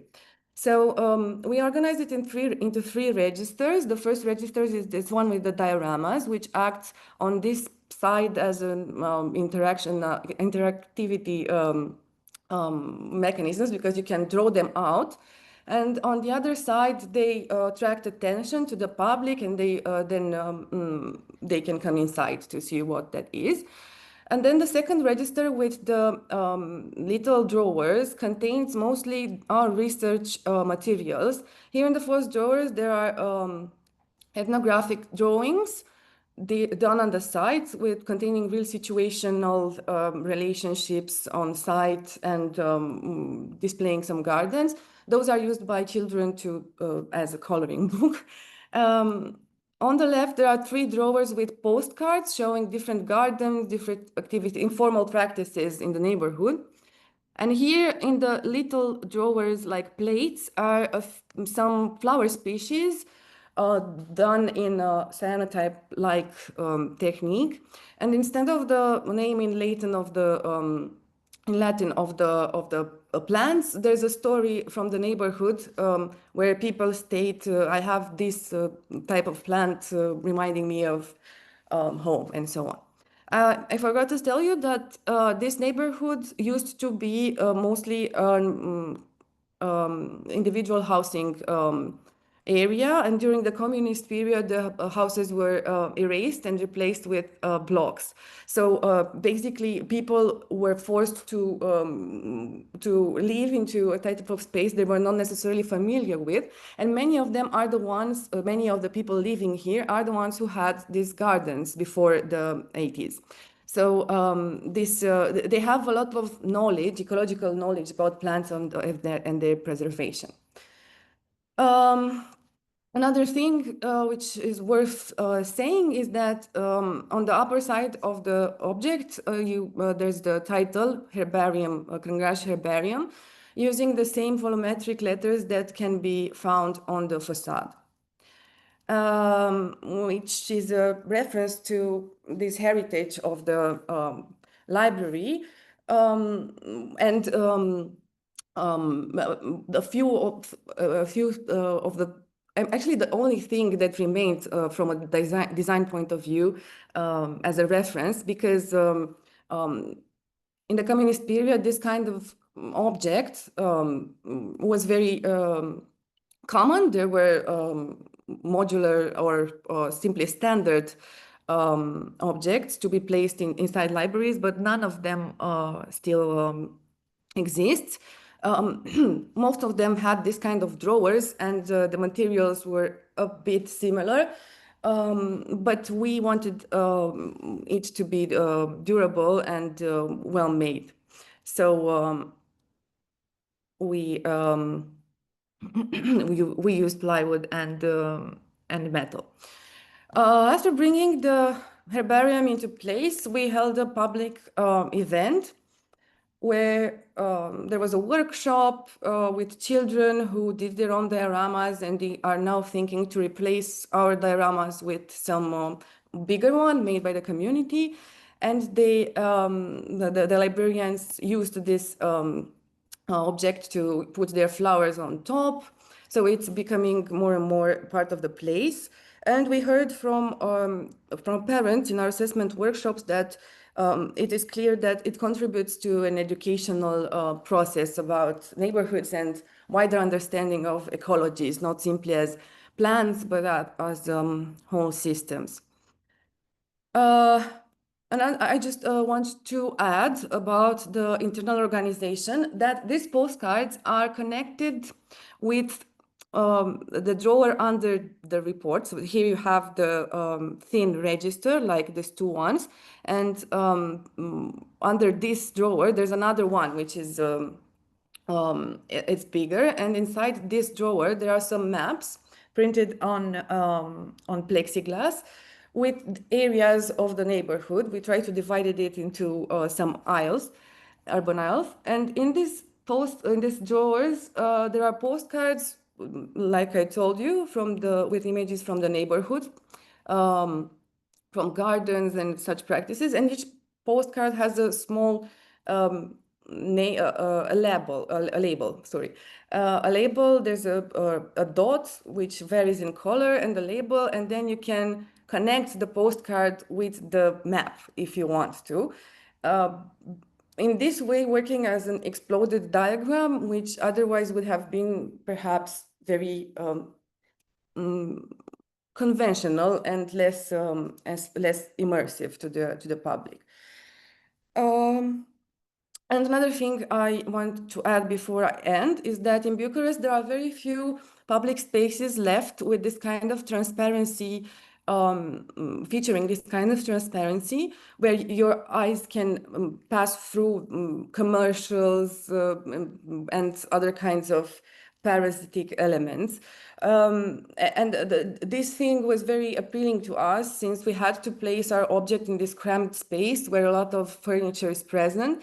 And it also, we also wanted it to help the librarians attract the public to it. It's not over completely, so there are some things being added to it. To the lower part, there will be there will be books displayed here as above, and there will be some notes on the drawers because, as I mentioned, children and people generally are scared to touch things in public spaces, so we thought it will benefit from being more explicitly inviting. I think I'm done. Thank you. Thank you. Thank you very much for this very interesting presentation. As previously, I would like to invite the jury to make comments or ask any questions. Let's see if... It's very poetic the way you use the memory of the place with the plants, and it's a very nice project, very delicate project. Thank you. It was, at the beginning, we were considering even inserting some things about the history of the neighborhood and maybe the relationship with the water, because there is a lake, but it's further, you can't see it. So it's this specific thing about environmental commons in Bucharest that you never actually see the water.